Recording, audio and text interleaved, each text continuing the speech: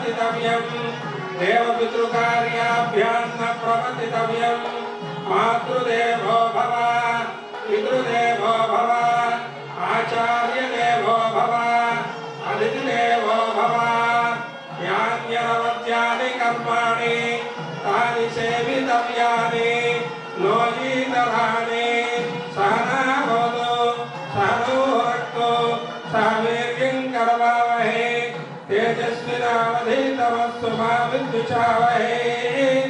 ओम शांति शांति शांति। श्री गुरुभ्यो नमः। शंकरं शंकराचार्यं केशवं बादरायणं सूत्रभाष्यकृतौ वंदे भगवन्तौ पुनः पुनः। అటువంటి ఆదిశంకరులు అందించినటువంటి జగద్గురు ఆదిశంకరాచార్య స్తోత్ర వైభవాన్ని మనకి అందించి ఆ అద్వైత మకరందాన్ని మనందరి చేత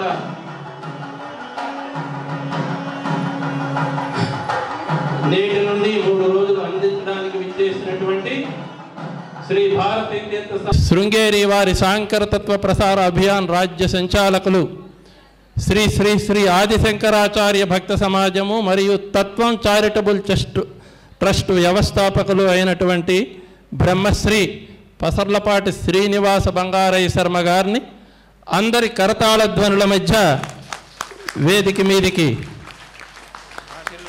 శ్రీ రాజరాజేశ్వరి లలితా మహాత్రిపుర సుందరి దేవి పీఠం మరియు ఉపనిషద్ మందిరం సంయుక్త ఆధ్వర్యంలో నిర్వహిస్తున్న నేటి కార్యక్రమానికి ఆహ్వానిస్తున్నాం. ఆయన్ని బ్రహ్మశ్రీ సుసరాబ్ దుర్గా ప్రసాద్ శర్మ గారి చేత పుష్పమాలంకృతులను చేస్తున్నాం.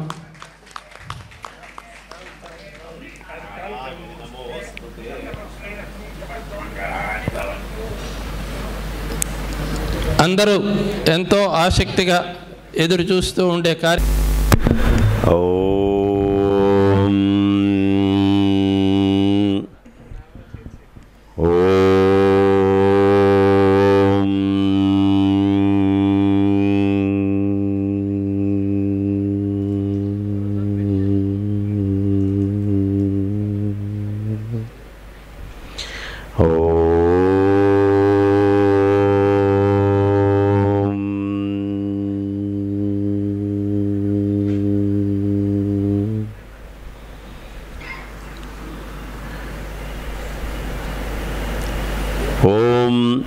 గణానాం త్వా గణపతిగుం హవామహే కవిం కవీనాముపమశ్రవస్తమం జ్యేష్ఠరాజం బ్రహ్మణాం బ్రహ్మణస్పత ఆనః శృణ్వన్నోతిభిः సేదసాదనం శ్రీమహాగణాధిపతయే నమః.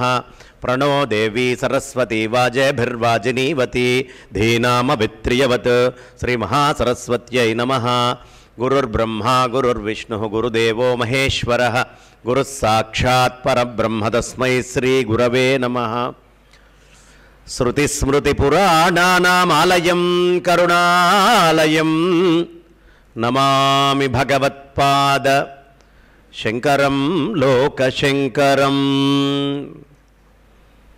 శంకరం శంకరాచార్యం కేశవం బాదరాయణం సూత్రభాష్యకృతౌ వందే భగవంతౌ పునః పునః.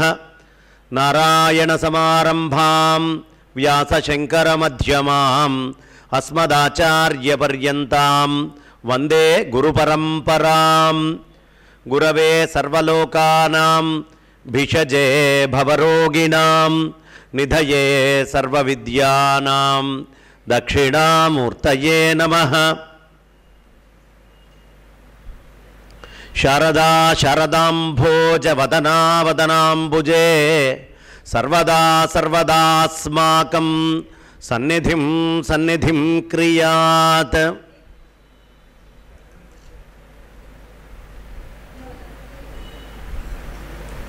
అగ్రతః పృష్ఠతశ్చైవ పార్శ్వతశ్చ మహాబలౌ ఆకర్ణపూర్ణధన్వానౌ రక్షేతాం రామలక్ష్మణౌ రక్షేతాం రామలక్ష్మణౌ రక్షేతాం రామలక్ష్మణౌ. కృష్ణాయ యాదవేంద్రాయ జ్ఞానముద్రాయ యోగినే నాథాయ రుక్మిణీశాయ నమో వేదాంతవేదినే.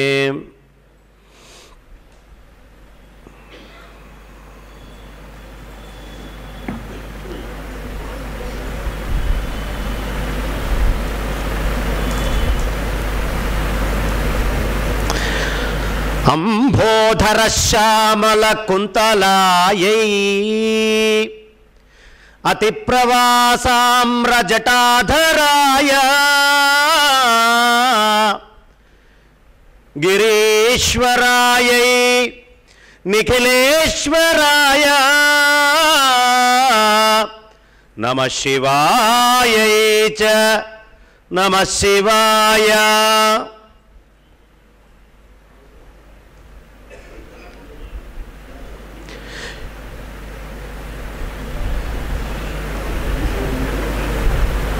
శంకారూపేణ మచ్చిత్తం పంకీకృతమభూద్యయా కింకరీయస్య సామాయ శంకరాచార్యమాశ్రయే. యస్య ప్రసాదాదహమేవ విష్ణుః మయ్యేవ సర్వం పరికల్పితం చ ఇత్థం విజానామి సదాత్మరూపం తస్యాంఘ్రియుగ్మం ప్రణతోస్మి నిత్యం. సభాకల్పతరం వందే. ఇవాళ చాలా విశేషమైనటువంటి రోజు. కార్తీక మాసము అనగానే ఎక్కడ లేనటువంటి ఒక ఆనందము ప్రతి ఉపాధికి వస్తుంది. ఎక్కడ లేని వినయ విధేయతలు కూడా ఈ కార్తీక మాసం నుంచే ఆరంభమవుతాయి. ఏమండి వినయ విధేయతలు వస్తాయంటారు, కార్తీక మాసానికి వినయ విధేయతలకి సంబంధం ఏమన్నా ఉందా అంటే, వాడు ఎవడైనా ఎంతటి వాడైనా కాస్త బయటికి వెళ్తే చలి తగులుతుంది, చేతులు రెండు కట్టుకొనే తిరుగుతూ ఉంటాడు. కాబట్టి వినయ విధేయతలు కూడా మనకిష్టం ఉన్నా లేకపోయినా మన శరీరాన్ని ఆశ్రయిస్తాయి. కార్తీక మాసము చంద్ర విద్యకి, శ్రీ విద్యకి, లలితా విద్యకి చాలా ప్రధానమైనటువంటిది. ఏమండి, చంద్ర విద్యకి లలిత ఆ రెండు ఒకటే. ఎందుకు ప్రధానమైంది అంటే, భూమికి చంద్రుడు అతి దగ్గరగా ఉండేది ఒక సంవత్సరంలో శరదృతువులో, అందులోనూ కార్తీకములో మరీ విశేషంగా ఉంటారు. అందుకనే రాత్రి ఎక్కువ ఉంటుంది, పగటి కాలం చాలా తక్కువగా ఉంటుంది. 6:15కి అట్లా సూర్యోదయం అయితే మళ్ళీ 5:30 కల్లా సూర్యాస్తమయం అయిపోతూ ఉంటుంది. అంటే 24 గంటలలో సూర్యనారాయణమూర్తి కంటే కూడా నిశి యొక్క ప్రాధాన్యత ఎక్కువ ఉంటుంది. అందుకనే ఈ మాసం రాగానే నక్తము, చంద్రుడి యొక్క కిరణాలతోటే మేము భోజనం చేసి అరిగించుకుంటామండి. సాధారణంగా చంద్రకిరణాలతోటే అరిగించుకోవడము అనేటటువంటి స్వభావము ఈ కాలంలో శరీరానికి చాలా మంచిది. అందుకని నక్తాలు అనేటటువంటివి ఉంటారు. ఇక చంద్రకిరణాలు పడ్డటువంటి నీళ్లు సూర్యుడు వచ్చేలోపే మేము పోసుకుంటామండి. ఆ చంద్రశక్తిని ఈ జలము నుంచి మేము తీసుకుంటాము అని ఉదయాన్నే కార్తీక స్నానాలు అంటూ చేస్తాం. ఇక స్నానాలు అయిపోయినాయి. ఇంకో పక్క నుంచి మనందరికీ కూడా దానాలు అవి చేసుకుంటూనే ఉంటారు. సాలగ్రామ దానాలు అవి ఇవి. దీక్షలు తీసుకునేవాళ్ళు దీక్షలు తీసుకుంటూ ఉంటారు. నక్తాలు చేసేవాళ్ళు నక్తాలు చేస్తూ ఉంటారు. దీపాలు వెలిగిస్తూ ఉంటారు. ఏమిటండి దీపాలు ఎందుకు వెలిగిస్తారు అంటే,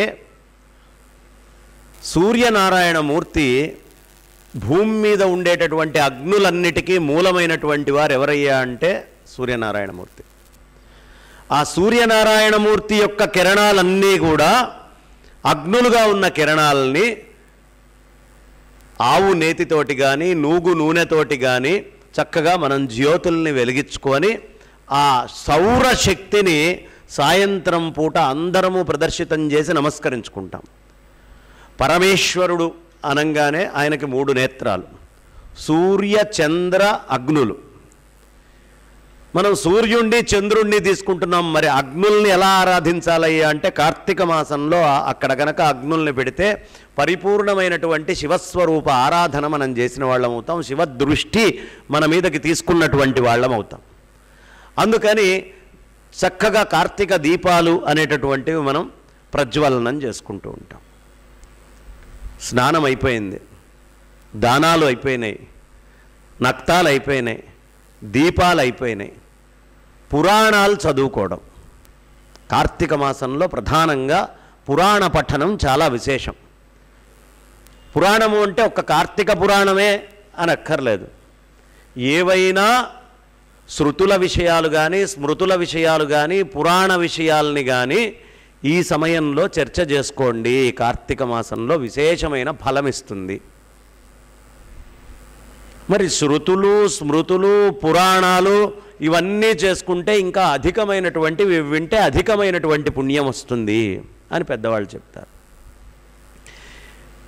మరి సనాతనమైనటువంటి వైదికమైనటువంటి భారతదేశములో ఈ భారతవర్షములో శృతులు స్మృతులు పురాణాలని నారాయణుడు ఇచ్చాడండి. పరమేశ్వరుడి యొక్క ముఖ నిర్గతమై ఆయన ఉచ్ఛ్వాస నిశ్వాసాలే ఈ వేదం మొత్తము అని చెప్పుకుంటాం. మరి ఈ పరమేశ్వరుడి నుంచి నారాయణుడి నుంచి ఎక్కడికి వచ్చింది? బ్రహ్మదేవుడి దగ్గరికి చేరినాయి. నారాయణం పద్మభవం.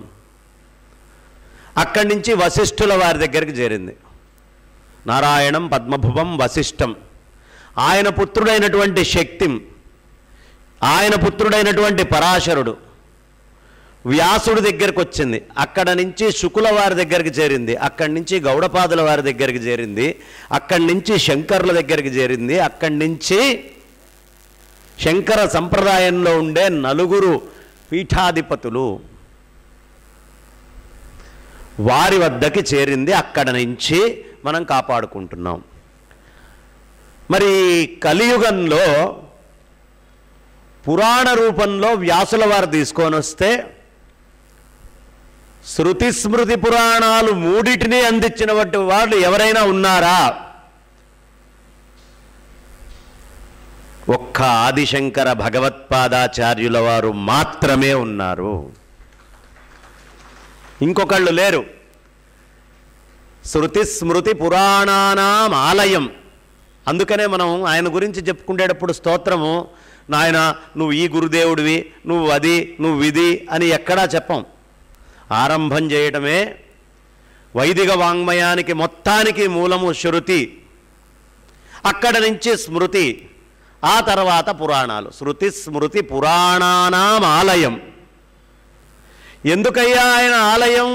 ఒక్క ఆలయం అయితే సరిపోలేదు కదా, ఆయన దగ్గర దాచిపెట్టుకున్నంత మాత్రాన గొప్పవాడు కాదు కదా. కరుణాలయం. తాను ఏది అయితే తీసుకొని భూమి మీదకి వచ్చారో కేవలం కరుణ అనేటటువంటి ఒక్క దానివల్ల మనందరికీ అది అందించారు. శృతి స్మృతి పురాణానాం ఆలయం కరుణాలయం. కరుణ అనేటటువంటిది ఆయనకి లేకపోతే ఆయన బ్రహ్మనిష్టలో ఉన్నారు, ఆయన బ్రహ్మమై ఉన్నారు, బ్రహ్మముతో రమిస్తున్నారు, సాక్షాత్తు బ్రహ్మస్వరూపులే. బయటికి చెప్పకపోయినా ఆయన ముక్త స్థితిలోనే ఉన్నారు. ఆయన బద్ధుడు కాదు. ముక్త స్థితిలో ఉన్నటువంటింత మహానుభావుడు మోక్షధర్మాలను కూడా పక్కన పెట్టి కృష్ణయ్య చెప్పినట్టు సర్వధర్మాన్ పరిత్యజ్య మామేకం శరణం వ్రజ అహంత్వా సర్వపాపేభ్యో మోక్షయిష్యామి మా శుచః. ఆయన సర్వధర్మాల్ని పరిత్యజించడంలో, ఆయన సన్యాసం తీసుకొని మోక్షధర్మంలో తా బ్రహ్మనిష్టలో ఉండడం అనేది కూడా పక్కన పెట్టి మన కోసము అంతటి వాంగ్మయాన్ని ఇచ్చారు. అందుకని కరుణాలయం. ఆయన్ని తలుచుకోకుండా మనం లలిత పారాయణం చేసినా, ఆయన్ని తలుచుకోకుండా సౌందర్య లహరి పారాయణలు చేసినా, ఆయన్ని తలుచుకోకుండా ఏ స్తోత్ర పారాయణ చేసినా, ఆయన్ని తలుచుకోకుండా ఏ దేవతలకి మీరు అర్చన చేసినా అవి ఏవీ ప్రయోజనాన్ని ఇవ్వవు. నేను చాలా గొప్ప శ్రీ విద్యోపాసకుండండి, శంకరుణ్ణి తలుచుకొనే మొదలుపెట్టాలి. నేను చాలా గొప్ప వేద పండితుణ్ణండి, నాకు వేదార్థం కూడా బాగా వచ్చు, శంకరాచార్యుల వారికి దండం పెట్టుకున్నాకే వేదార్థం పలకడానికి అతనికి అర్హత, హక్కు వస్తాయి ఆ నోటికి. నేను గొప్ప శాస్త్రార్థ పండితుణ్ణండి, షట్ శాస్త్రాలు నాకు ఇలా కరతలా మలకం, శంకరాచార్యుల వారిని నమస్కరించుకున్నాకే షట్ శాస్త్రాలని ఏ పండితుడైనా బయటికి మాట్లాడాలి. శంకరులని తలుచుకోకుండా ఎవ్వరు ఏ వైదిక వాంగ్మయ విషయాన్ని అంటుకున్నా వాళ్ళు కృతజ్ఞులే. ఒక్కసారి గట్టిగా కరతాళ ధ్వనులు, గట్టిగా. ఆయనని హృదయంలో పెట్టుకోకుండా మనం ఏ పని చేసినా కృతజ్ఞులమవుతాం. ఆయనకి ఎంత కరుణయ్యా అంటే ఆయన భక్తి చెప్పారు, ఆయన జ్ఞానాన్ని చెప్పారు, ఆయన వైరాగ్యాన్ని చెప్పారు, ఆయన వాంగ్మయంలో ఆయన యోగశాస్త్రాన్ని అందించారు.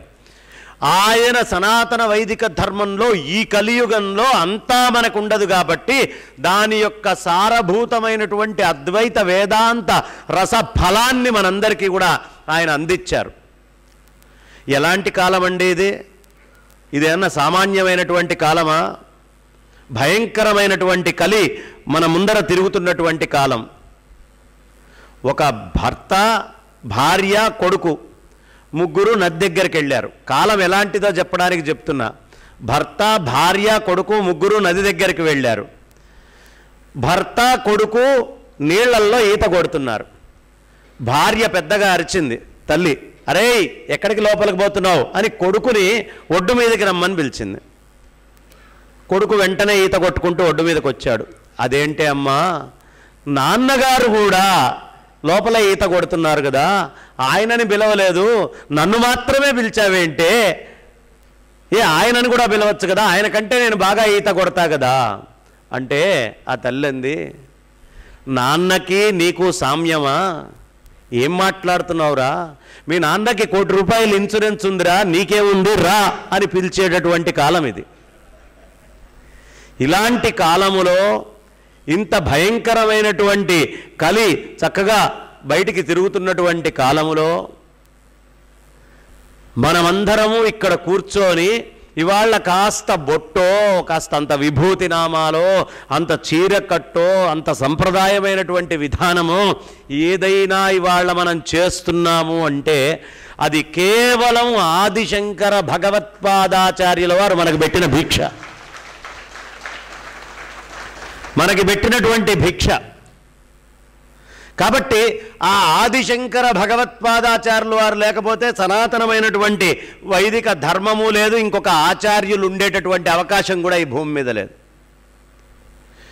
1000 సంవత్సరాల పాటు తురుష్కులు అందరూ మన మీద, బ్రిటిష్ వాళ్ళు, ఫ్రెంచ్ వాళ్ళు, పోర్చుగీస్ వాళ్ళు, డచ్ వాళ్ళు ఇంతమంది యుద్ధాలు చేస్తూ వెళ్తున్నప్పటికీ ఈ రోజుకి ఈ సనాతనమైన వైదిక ధర్మము ఇంకా ఇక్కడ భూమి మీద ఉంది అంటే అది ఆదిశంకరులు మనకి పెట్టినటువంటి భిక్ష.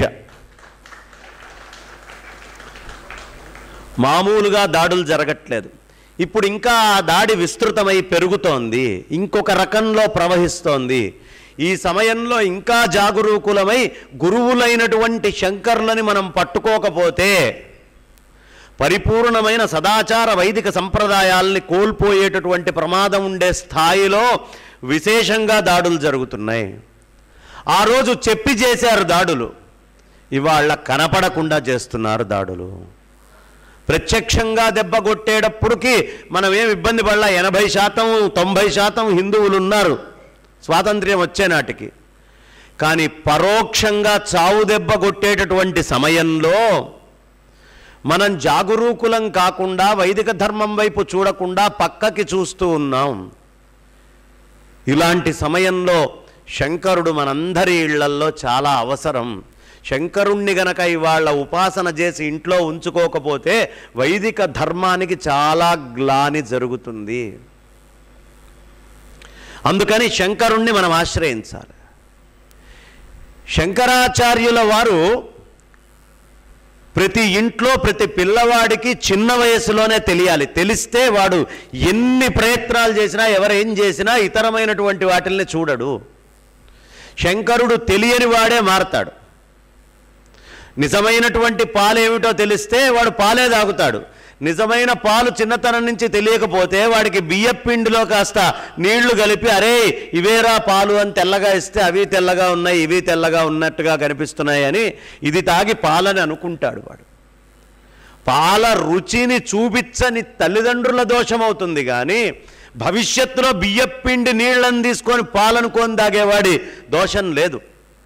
కాబట్టి చిన్న వయస్సులోనే పిల్లలకి ఈ సనాతనమైన వైదిక ధర్మం పట్ల రుచి తెలియాలి, రావాలి అంటే కృష్ణయ్య లీలలు ఎలాగో ఆదిశంకర భగవత్పాదాచార్యుల వారి లీలలు వాంగ్మయాన్ని కూడా గోరు ముద్దలతోటి తినిపించాలి. తినిపించకపోతే చాలా ఇబ్బందులు అవుతాయి, కాస్త ఇబ్బందులు కావు. వాడు పెద్దయిన తర్వాత ఈ ధర్మం తెలియకపోతే వాడు తల్లిదండ్రులను ఎందుకు చూడాలో చెప్పండి. చిన్నప్పుడంతా సేవ చేశారు కాబట్టి ఈ పెద్దలని చూడాల్సినటువంటి ధర్మము నాది అని వాడికి ఎప్పుడు తెలుస్తుంది?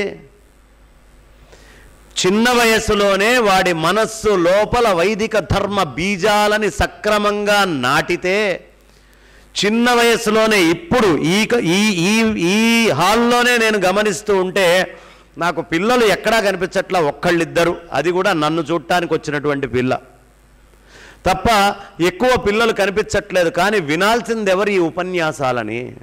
మీరందరూ వినాలి, కానీ పిల్లలు మరీ ప్రత్యేకంగా వినాలి. వాళ్ళు వినకపోతే జరిగేటటువంటి దారుణాలు ఎలా ఉంటాయి అంటే, మీరు ఆంగ్ల విద్యే వాడికి చెప్పుకుంటూ వెళ్ళి శంకరుణ్ణి మొదటి నుంచి పరిచయం చేయలేదనుకోండి, వాడు ఇక్కడ చదువుకుంటాడు, 10 అవుతుంది, ఇంటర్ అవుతుంది, డిగ్రీ అవుతుంది, ఇక్కడి నుంచి మాస్టర్స్ చేస్తానమ్మా అని అమెరికాకి వెళ్తాడు.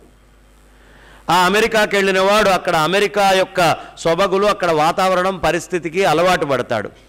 1-2 ఏళ్ళు ఎవరైనా బయట వేరే దగ్గర ఉంటే వాళ్ళకి మళ్ళీ ఇది స్వస్థానం, ఇక్కడికి వచ్చి ఉండాలి అనేటటువంటి అలవాటు తప్పుతుంది. వాడు రాడు. అక్కడే ఉంటాడు.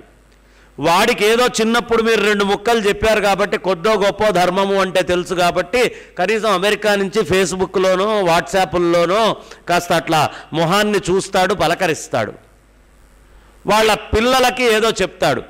కానీ వాళ్ళు బతుకుతున్నటువంటిది దేశంగాని దేశంలో అయినప్పుడు ఆ పిల్లలు భవిష్యత్తులో అక్కడ ఉండేటటువంటి ఇతర మతాలకు చెందినటువంటి వాళ్ళని వివాహం చేసుకుంటారు. ఇప్పుడు ఇక్కడ మీరు సంపాదించినటువంటి సంపాదన, అక్కడ మీ అబ్బాయి సంపాదించినటువంటి సంపాదన, ఈ ధనము మొత్తము కూడా ఇతరమైనటువంటి వాటిని అభివృద్ధి చేయడానికి మీ ఇంట్లో ఉండేటటువంటి రత్నముతో సహా సంపూర్ణంగా ఊడ్చిపెట్టి బయటికి పంపించిన వాళ్ళు అవుతారు. అలాంటి స్థితి భవిష్యత్తులో రాబోతోంది. వాడికి మనస్సున్న తల్లిదండ్రుల్ని చూడలేరు, వాడికి ఏం చెయ్యాలన్నా చేయలేడు. కారణము చిన్న వయస్సు నుంచే వాడి లోపల ధర్మం పట్ల బీజాలు మీరు సక్రమంగా వేయకపోతే తిరిగి రాడు. బాగా గట్టిగా గనక వేస్తే వాడు ఏనాడైనా తిరిగి వచ్చే అవకాశం ఉంటుంది.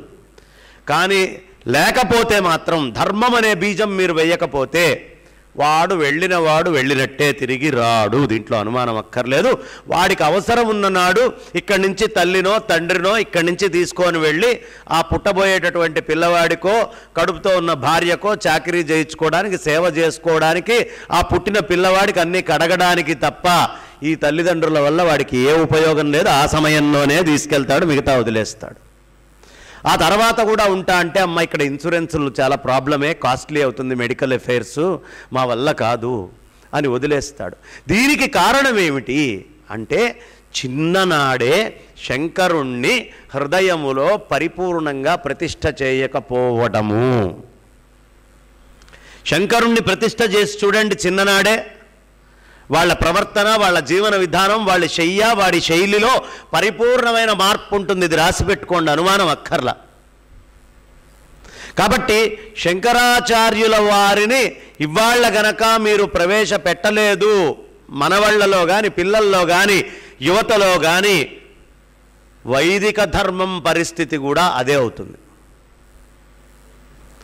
సనాతన వైదిక ధర్మం అంటే ఫ్యాంటసీ కాదు. నాకేదో సేవ చేస్తే, నాకేదో మేలు చేస్తే నేను ఈ మతంలోకి వెళ్ళిపోతాను అనేది వైదిక ధర్మం కాదు. వైదిక ధర్మం గొప్పతనం ఏమిటి అంటే నాకేమొస్తుంది కాదు, నా జీవన విధానం ఇలా ఉండాలి, ధర్మబద్ధంగా ఉండాలి, న్యాయబద్ధంగా ఉండాలి, సక్రమంగా ఉండాలి. నా పిల్లవాడు ఒక్కడు మారితే చాలా అండి కాదు, అందరి తల్లులు అందరి పిల్లల్ని తీసుకొని రావాలి. వేరే ధర్మాల్లో పిల్లవాడిని మీరు తీసుకొని చూడండి. ఇలాంటి సభ గనక ఒక ఆచార్యుడు వచ్చి చెబితే వాళ్ళ పసిపసి పిల్లలందరినీ కూడా తీసుకొచ్చి కూర్చోబెడతారు.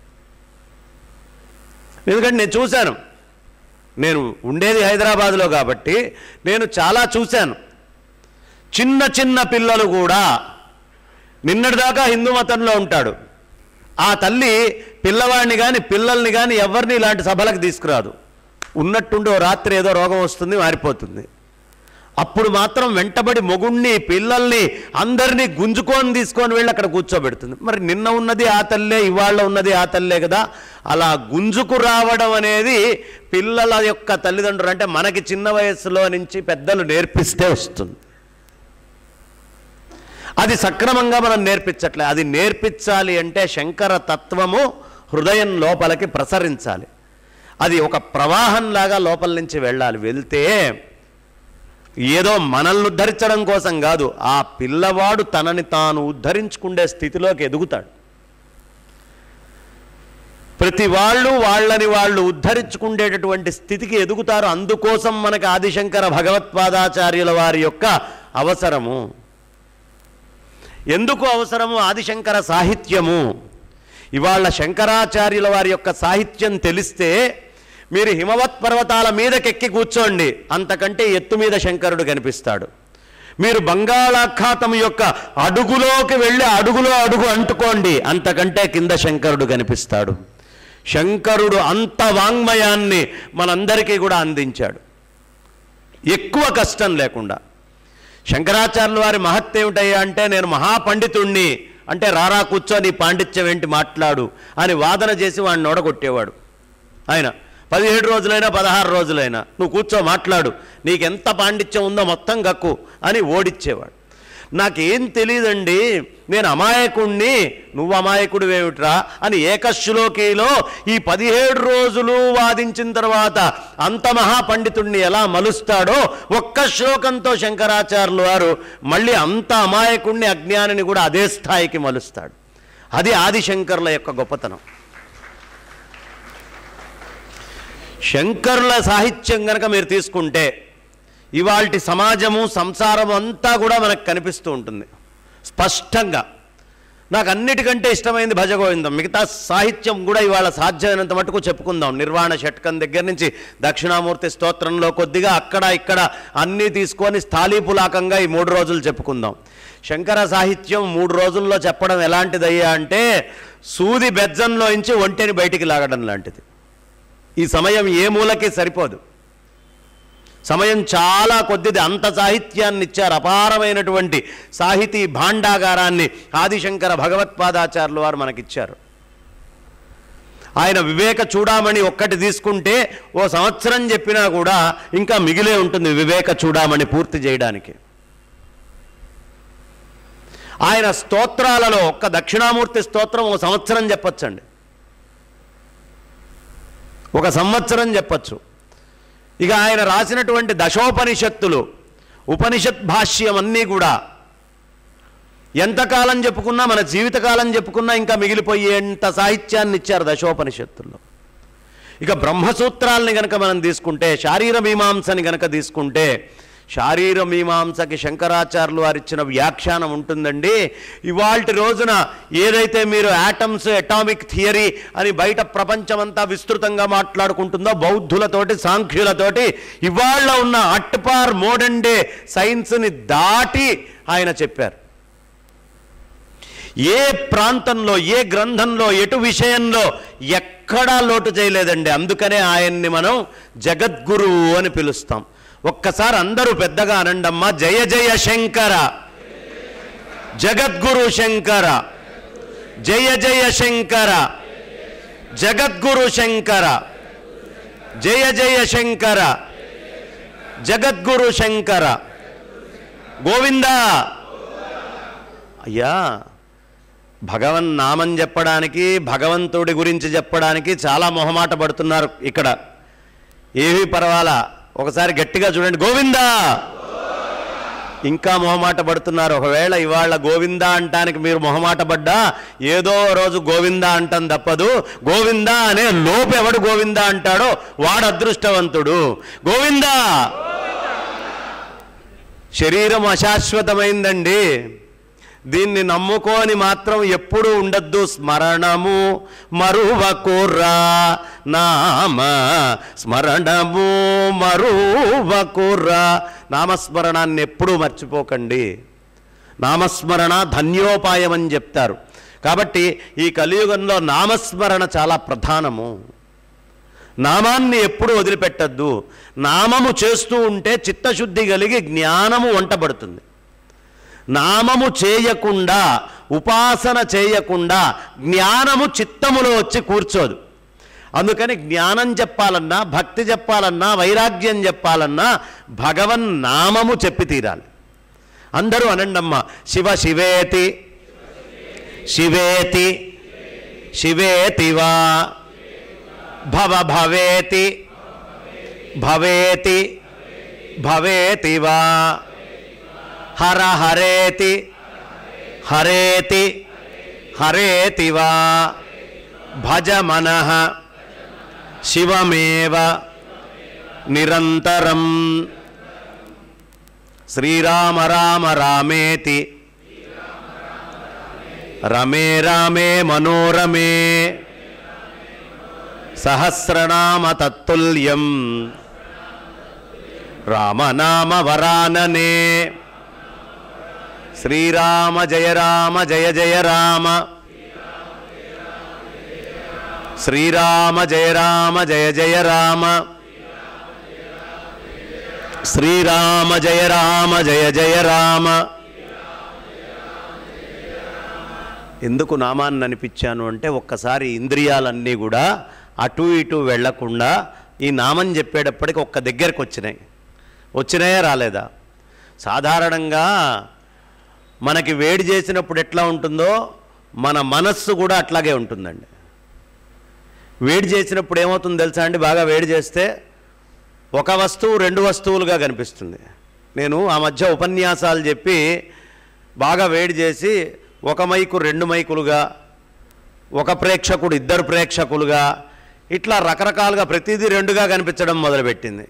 ఏమో ఇదేమన్నా ఇబ్బంది ఏమో అని చెప్పి నేను డాక్టర్ దగ్గరికి వెళ్ళా. ఆయన ఇంకా బిజీగా ఉన్నాడు. ఆయన జనాల్ని పేషెంట్లను చూస్తూ చూస్తూ చూస్తూ చాలాసేపటి తర్వాత నాకు కాస్త అవకాశం వచ్చి ఆయన దగ్గరికి వెళ్ళా. వెళ్తే ఆయన ఏమిటయ్యా మీ సమస్య అంటే, ఏం లేదు డాక్టర్ గారు, నాకు ఒక మైకు రెండు మైకులుగా, ఒక వ్యక్తి ఇద్దరు వ్యక్తులుగా ఇట్లా కనిపించడం మొదలుపెట్టింది అని చెప్పి నేను ఆయనకి చెప్పా. ఆయన మరి నాకంటే బిజీ కదా, ఇది చెప్పడానికి నలుగురు రావాలా, మీరు ఒక్కళ్ళే వస్తే సరిపోదా అన్నాడు ఆయన. అంటే ఆయన పరిస్థితి అట్లా ఉంది. ఈ ప్రపంచంలో మనస్సు మాయని అంటుకున్నటువంటి దాని పరిస్థితి కూడా అద్వయమై ఒకటే అయినటువంటి వస్తువుని అంతర్బహిశ్చ తత్సర్వం వ్యాప్య నారాయణ స్థిత, అంతటా నిండి ఉండే ఒకటే పరమాత్మ వస్తువుని మనం అందరం ఏం చేస్తున్నామయ్యా అంటే అనేక వస్తువులుగా చిత్త చాంచల్యం, వేడి అనేటటువంటిది కలిగి రకరకాలుగా చూస్తున్నాం. ఎప్పుడైతే నేత్రదోషం ఉందో వాడికి ఒకటే అయినటువంటి చంద్రుడు రెండుగా కనిపిస్తాడు. ఈ ఉదాహరణ శంకరులు చెప్పిందే, నేను చెప్తోంది కాదు. నేత్రదోషం ఉన్న వాడికి ఒకటే చంద్రుడు రెండుగా కనిపిస్తాడు. మాయాదోషం ఉన్న వాడికి బుద్ధికి ఒకటే అయినటువంటి అద్వయాత్మ అనేకంగా కనిపిస్తూ ఉంటుంది. నేత్రదోషం పోతే రెండు ఒకటెట్లా అయిందో, మాయాదోషం గనక పక్కకి వెళ్తే రెండుగా ఉండేటటువంటి అద్వయమైన ఆత్మ, అనేకములుగా ఉండే అద్వయమైన ఆత్మ నిజమైనటువంటి అద్వయ స్థితిలో గోచరిస్తుంది మనందరికీ కూడా. అది అద్వయంగా గోచరించాలి అంటే నేత్రదోషం పోవాలి. నేత్రదోషం అనేటటువంటిది పోతే మనమందరము కూడా చక్కగా ఒకే చంద్రుణ్ణి చూసినట్టు, బుద్ధి దోషం పోతే కూడా ఒకటే చూస్తాం. కాబట్టి మనస్సుని, అద్వైతము అంటే ఎక్కడయ్యా అంటే మనస్సుకి కావాలి.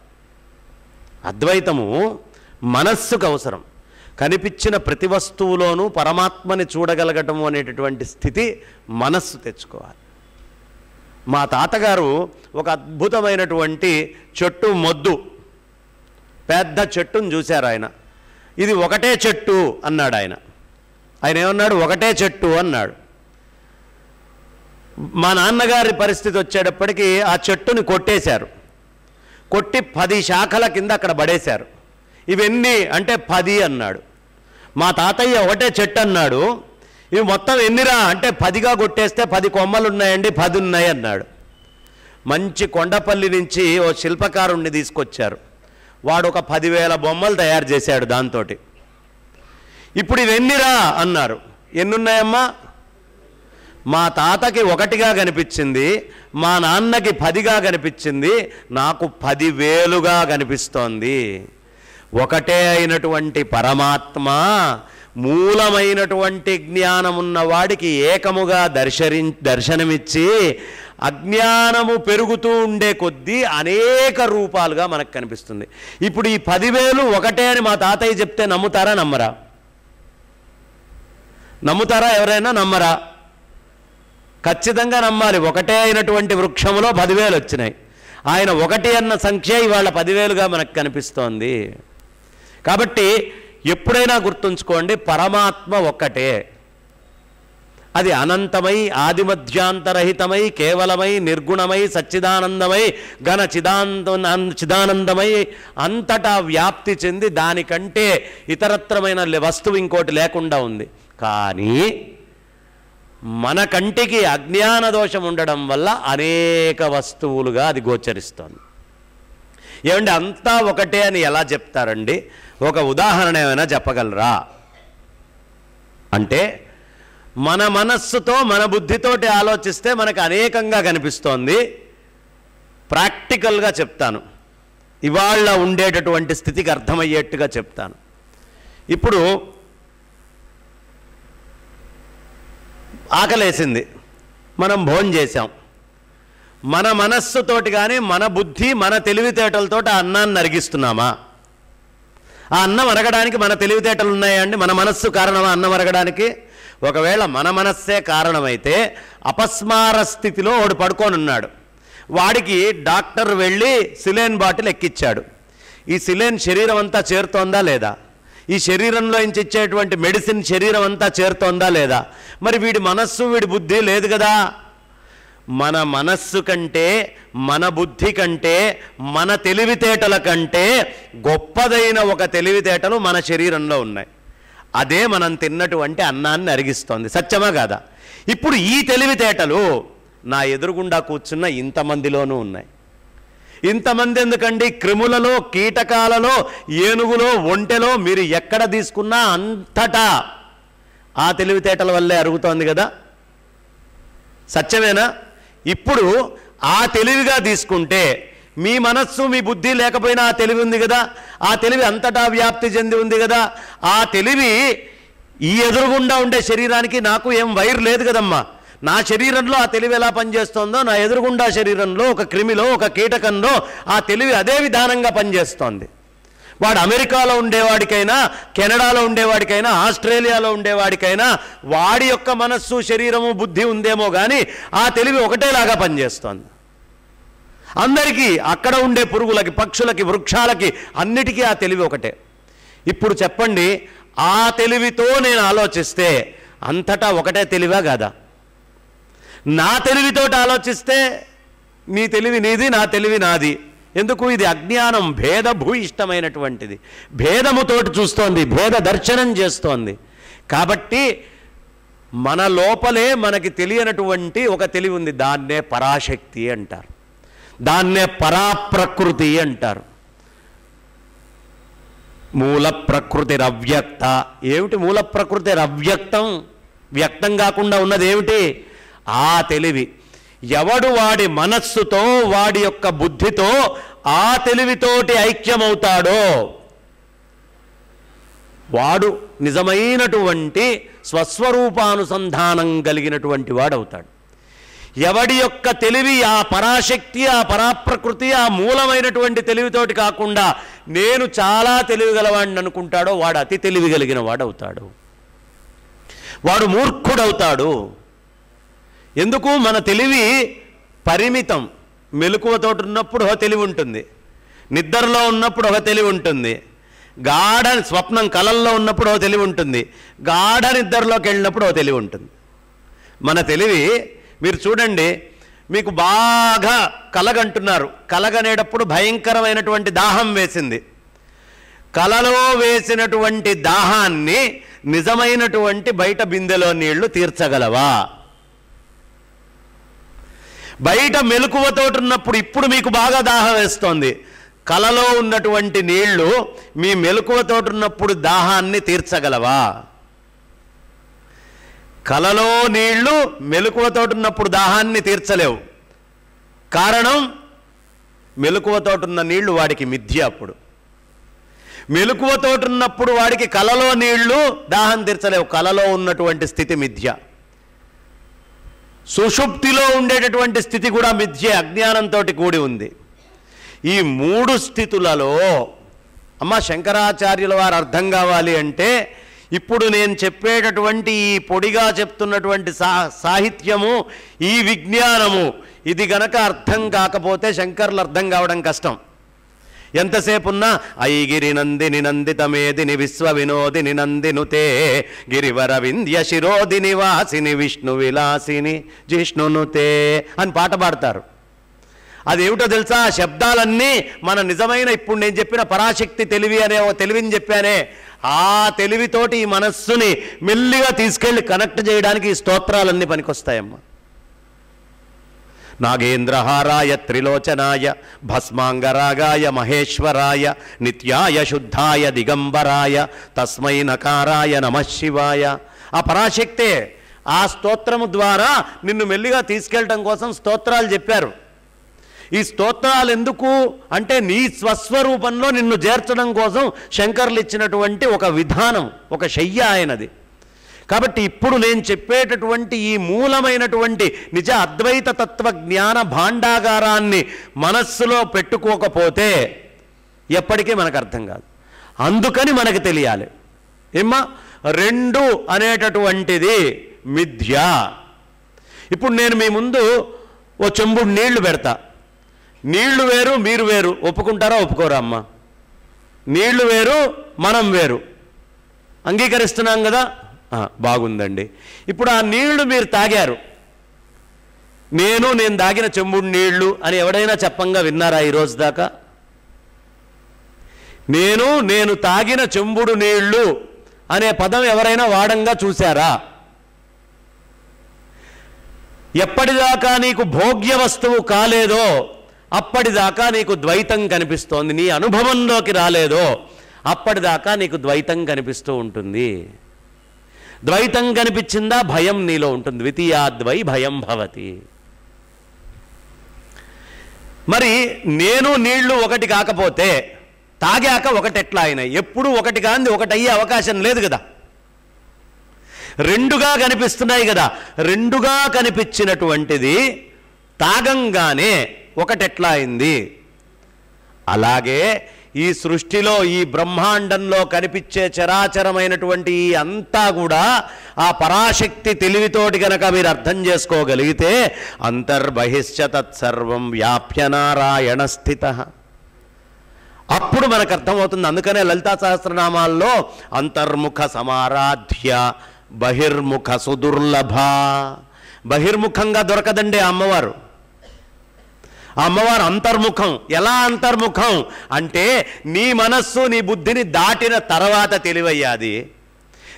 నీ గాఢ నిద్రలో నీ మాట పడిపోయింది, నీ మనస్సు పడిపోయింది, అప్పుడు కూడా నీ శరీరంలో ఆ తెలివి పనిచేస్తోంది.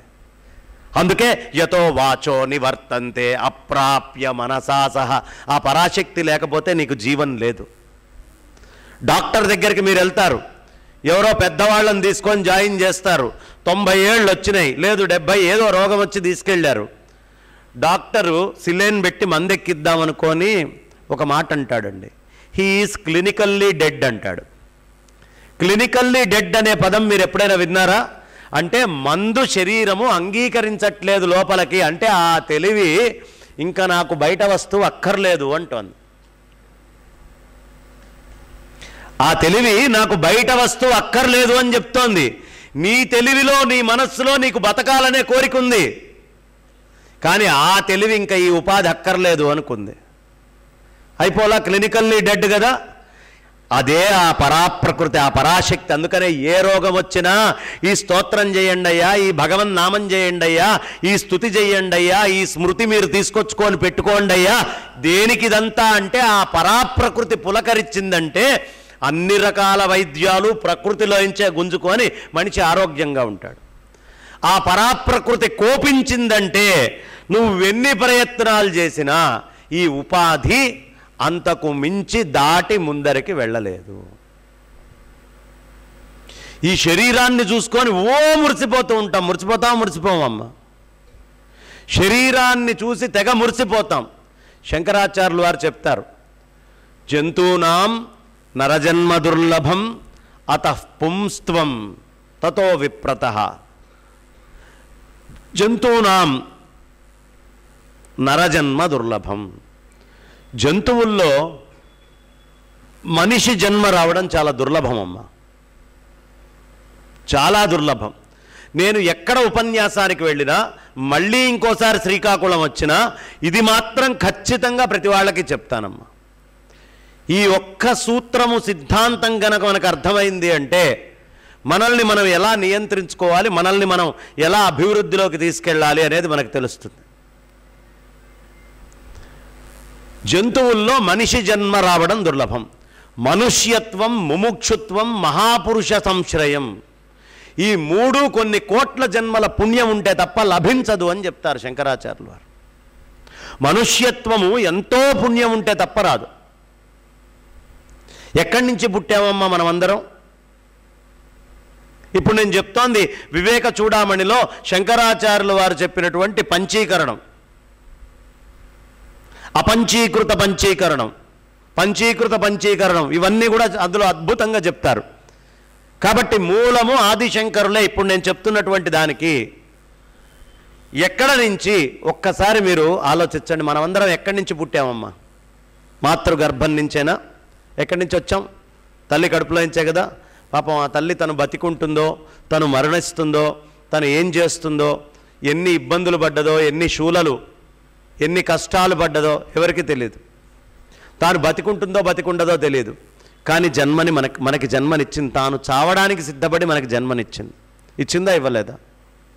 శంకరాచార్యులు వారు అంటారు, అసలు ఒక్కొక్కసారి ఆయన స్తోత్రం చదువుతూ ఉంటే కంటెమ్మడి నీళ్ళు వస్తాయమ్మ. ఆస్థాం తాన ప్రసూతికాల సమయే దుర్వార శూలవ్యథ నైరుచ్యం తరుశోషణం మలమయి శయ్యాచ సాంవత్సరి. అమ్మా, నువ్వు ఎంత గొప్పదానివమ్మా!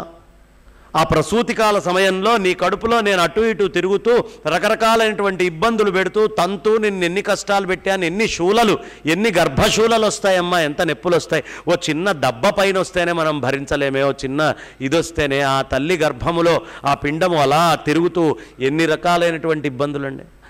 ఆస్థాం తాన ప్రసూతికాల సమయ దుర్వార శూలవ్యథ, ఎంత నొప్పి, ఎంత బాధ. అందుకనే మనకి వైరాగ్యాల్లో 3 వైరాగ్యాలు చెప్తారు. పురాణ వైరాగ్యము, శ్మశాన వైరాగ్యము, ప్రసూతి వైరాగ్యము. ఈ ప్రసూతి వైరాగ్యం ఎందుకు చెప్పారయ్యా అంటే చస్తే తప్పు చేయకూడదు.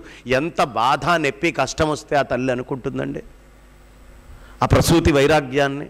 అంటే అంత గర్భశూల భరించింది ఆ తల్లి. తల్లి యొక్క రక్తము చూడకుండా పుట్టినవాడు ఎవడూ లేడు ఈ భూమి మీద. చాలా కఠినమైనటువంటిదండి. అందుకనే మాతృరుణం తీరదు. సన్యాసం తీసుకున్నా శంకరాచార్యులు వారు ఎందుకు వెళ్లాల్సి వచ్చింది వెనక్కి అంటే మాతృరుణం తీరదు. తల్లి యొక్క రుణం ఎవడు తీర్చలేడు. అందుకనే వేదం చెప్పేటటువంటి మొదటి మాట మాతృదేవో భవ. మొట్టమొదటి మాట మాతృదేవో భవ అని చెప్తుంది వేదం. ఎందుకయ్యా? తన ప్రాణాన్ని కూడా లెక్క చేయకుండా నీకు జన్మనిచ్చింది. అంత వచ్చి ఆ పిల్లవాడు పుట్టిన తర్వాత వాడు అన్నాడట పెద్దయ్యే, అమ్మా నీకు ఇప్పుడు కాస్త 80 ఏళ్ళు వచ్చినాయి కదే, నీ రుణం తీర్చుకోవాలనుంది, నాకు ఏదైనా చెప్పవే, నేను నీ పని చేసి పెడతాను అన్నాడట. వద్దులేరా నాన్న, నువ్వేం తీర్చుకుంటావులే, వద్దులే అంది ఆ తల్లి. అబ్బే నువ్వు నాకు చెప్పు, నేను తీర్చుకోవాల్సిందే అన్నాడట. కాదులేరా నాయన అంది. కాదు, నువ్వు చెప్పాల్సిందే. ఏం లేదురా, ఒక్క రాత్రి నాతోటి పడుకోరా చాలు అంది. నాతో పాటు పక్కన ఎప్పుడో చిన్నప్పుడు పడుకున్నావు, పెద్దయ్యాక వివాహం అయ్యాక ఏనాడు వచ్చి పక్కన పడుకుంది లేదు, ఒక్కరోజు రారా నాన్న. అదేమిటే, దానికే రుణం తీరిపోతుందా? ఇది అన్నిటికంటే తేలికైన విషయం, వచ్చి పడుకుంటా అన్నాడు. వచ్చాడు, పడుకున్నాడు. ఒక గంట ఆగిన తర్వాత ఓ చెంబు నీళ్లు తీసి ఆ పరుపు మీద పోసింది. ఉలిక్కి బడి లేచాడు. ఏమిటే ఈ పిచ్చి పనులు, ఏవో పడుకోమంటే పడుకున్నాను కానీ అబ్బెబ్బే ఏం లేదు లేరా, జారిపోయి పడిపోయినట్టుంది, పడుకో. కాసేపు అయింది, మళ్ళీ ఒక గంట ఆగి పడుకున్నాడు. మళ్ళీ ఇంకా చిన్న నీళ్లు పోసింది. వాడు వెంటనే లేచాడు. ఇక వాడికి కొంచెం కోపం వచ్చింది, ఏదో సర్ది చెప్పింది, పడుకున్నాడు. మూడోసారి కూడా పోసింది, చచ్చే కోపం వచ్చింది, తిట్టడం మొదలుపెట్టాడు. అరే వెధవా, ఒక్కరోజు ఒక రాత్రి పక్కన పడుకొని 3 సార్లు చెంబుడు నీళ్లు పోస్తే ఇంత అరిచినటువంటి వాడివి ఎంతకాలం నువ్వు పక్కలో కూర్చొని పోస్తూ పడుకుంటూ ఇక్కడ చేస్తూ ఉంటే సేవ చేసా, ఏం రుణం తీర్చుకుంటావురా నువ్వు? ఇది నీతోటి అయ్యేటటువంటిదా? కాదు.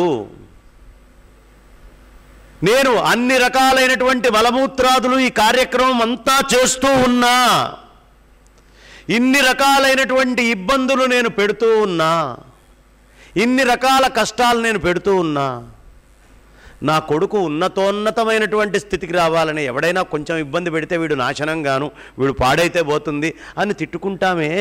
ఇన్ని ఇబ్బందులు పెట్టినా కూడా, ఇన్ని కష్టాలు నేను పెట్టినా కూడా నా కొడుకు ఉన్నతమైన స్థితికి రావాలని కోరుకుంటుంది. ఏమిటా తల్లి హృదయము, ఏమిటా మాతృ హృదయము? అందుకే శంకరాచార్యులు వారు అంటారు, కుపుత్రోజాయే తక్వచిదపి కుమాతాన భవతి.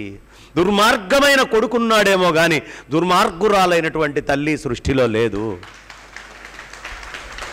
శంకర్లు చెప్తారమ్మా.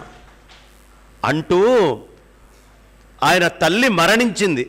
అంపశయ్య మీద చివర్లో అట్లా మరణించిన తర్వాత ఆయన అంటాడు, సాధారణంగా మరణించినప్పుడు ఏం చేస్తామమ్మా, అన్ని బియ్యం నోట్లో వేస్తాం కదా, నా రత్నాల కన్నా, నా ముత్యాల పట్టి, నా బంగారు కొండ, నా బుజ్జి, నా కన్నా అని ఏ నోరైతే పలికిందో ఆ నోట్లో అన్ని బియ్యం వేసేటటువంటి పరిస్థితి వచ్చిందా అమ్మా నాకు. ఇవాళ ఎక్కడ ఆదిశంకరులు, ఎక్కడ అద్వైత వేదాంతము, ఎక్కడ ద్రవించి హృదయము స్రవించేటటువంటి ఈ అద్భుతమైనటువంటి సాహిత్యము. ఆయనకి బాధై కాదు, తల్లిదండ్రుల పట్ల ఆ స్థాయిలో రుణం ఉండాలి, గౌరవం ఉండాలి. ఇది పిన్న వయసులో పిల్లలకు చెప్పాల్సినటువంటి జ్ఞానం. అరే ఈ సంసారంలో వచ్చి నువ్వు తాగే పాలో, నువ్వు తిరిగే గ్లాసో, నువ్వు తిరిగే బైకో, నువ్వు తిరిగే కారో ఇది కాదురా. ఆ నొప్పులు, ఆ తల్లిపడ్డ కష్టము, ఆ తల్లిపడ్డ ఇబ్బంది జీవితంలో ఏ క్షణం మర్చిపోయినా రుణగ్రస్తుడివయ్యే పోతావురా. ఈ తల్లికే ఇంత రుణం ఉంటే తత్సవిత్రు బ్రహ్మాండ జనమైనటువంటి ఆ తల్లికి ఎంత రుణం అండి. రహస్యం ఏంటంటే ఉద్భవించిన ఆ తల్లి కడుపులో నుంచే మళ్ళీ అన్నీ తీసుకొని తింటున్నాం. ఎక్కడి నుంచి వచ్చాం మనమందరం? మాతృగర్భంలో నుంచి వచ్చాం. ఈ మాతృగర్భంలోకి ఎక్కడి నుంచి వచ్చాం? ఎక్కడి నుంచి వచ్చాం? ఊడిపడ్డామా కడుపులోకి? ఏమన్నా తండ్రి యొక్క వీర్యంలో నుంచి వచ్చాం. ఎక్కడి నుంచి వచ్చాం? తండ్రి యొక్క వీర్యంలో నుంచి వచ్చాం. అంటే తల్లి కడుపులో పెట్టుకొని ఎలా చూసిందో, తల్లి కంటే ముందే తండ్రి కడుపులో పెట్టుకొని చూసుకున్నాకేరా నువ్వు తల్లి దగ్గరికి పోయింది. అందుకని రెండో మాట పితృదేవో భవ. సత్యమా కాదా? ఎక్కడి నుంచి వచ్చాం? తండ్రి యొక్క వీర్యంలో నుంచి మాతృగర్భంలోకి వెళ్ళాం మనం. అదే విత్తనం, అదే నీ పూర్వపు ఋషుల యొక్క విత్తనం. ఈ విత్తనం ముందరికి వెళ్తేనే పితృవు యొక్క రుణం ఏదైతే ఉంటుందో ఆ రుణం తీర్చుకున్నవాడవుతాడు. ధర్మ సంతానాన్ని పొందితేనే పితృరుణం తీరుతుంది, లేకపోతే తీరదు. చెప్పండి అమ్మా. నారాయణ నారాయణ జయ గోవింద హరే, నారాయణ నారాయణ జయ గోపాల హరే. గోపికా బృంద విహారీ లాల్ की जय, गोविंद की. नारायण नारायण जय गोविंद हरे, नारायण नारायण जय गोपाल हरे. गोपिका बृंद विहारी लाल की, गोविंद की. నామము చేసుకుంటూ ఉండాలి. మన మనస్సు ఎంత సూక్ష్మమైందయ్యా అంటే క్షణాల్లో ఇటు నుంచి అటు వెళ్ళిపోతూ ఉంటుంది. ఒక్క క్షణంలోనే ఇక్కడ ఉండేది ఇక్కడ ఉండదు, ఇంకెక్కడికో వెళ్ళిపోతుంది. బయట చప్పుడు వస్తేనో, ఎవరైనా ఒక మనిషి లేచి నిల్చుంటేనో, ఓ మనిషి ఇటు నుంచి అటు పక్కకు కదిలితేనో అలా వెళ్ళిపోయి దాని మీద నుంచి జారి వెళ్ళిపోతుంది. కానీ మీరు వింటున్నటువంటిది అద్వైత వేదాంత జ్ఞానము. ఈ జ్ఞానాన్ని బహుపరాకుతో బహుశ్రద్ధతోటి వినండి. ఇవాళ మీ తల్లి కానీ మీ తండ్రి కానీ వాళ్ళు పెట్టేటటువంటి ఆహారము, వాళ్ళు ఇచ్చేటటువంటి విద్య ఈ జీవితానికి ఉపయోగపడవచ్చు. ఆదిశంకర భగవత్పాదాచార్యుల వారిస్తున్నటువంటి ఈ జ్ఞానము తరిస్తే ఈ జన్మలోనే తరిస్తారు, లేదా ఇంకో ఉపాధి వస్తే ఆ ఉపాధిలోకి కూడా ఈ జ్ఞానం మీ వెంట వస్తుంది. అందుకని శ్రద్ధగా బహుపరాగ్గా ఇతరమైనటువంటి దృష్టి అటు ఇటు పెట్టకుండా జీవితంలో పనికిమాలిన పనులకి, రకరకాలైనటువంటి వాటికి మన మనస్సును ఎన్నో చోట్లకి తిప్పాం. కానీ ఈ నిజాత్మతత్వ జ్ఞానం కోసం ఒక్కసారి తిప్పి ఇటువైపు కనుక చూస్తే ఈ బ్రహ్మానందానుభూతి ఎంత వైభవంగా ఉంటుందో మీకు అర్థమవుతుంది. ఇది ఒక అనుభూతి. నేను రేపు చెప్పబోయేటటువంటి గ్రంథము కూడా అద్వైతానుభూతి. అద్వైతానుభూతి అనేటటువంటిది చెప్పబోతున్నాను. అంటే అనుభవంలోకి అద్వైతాన్ని తెచ్చుకుందాం. మన మనస్సు ఆ అద్వైత అనుభూతిని పొందాలి.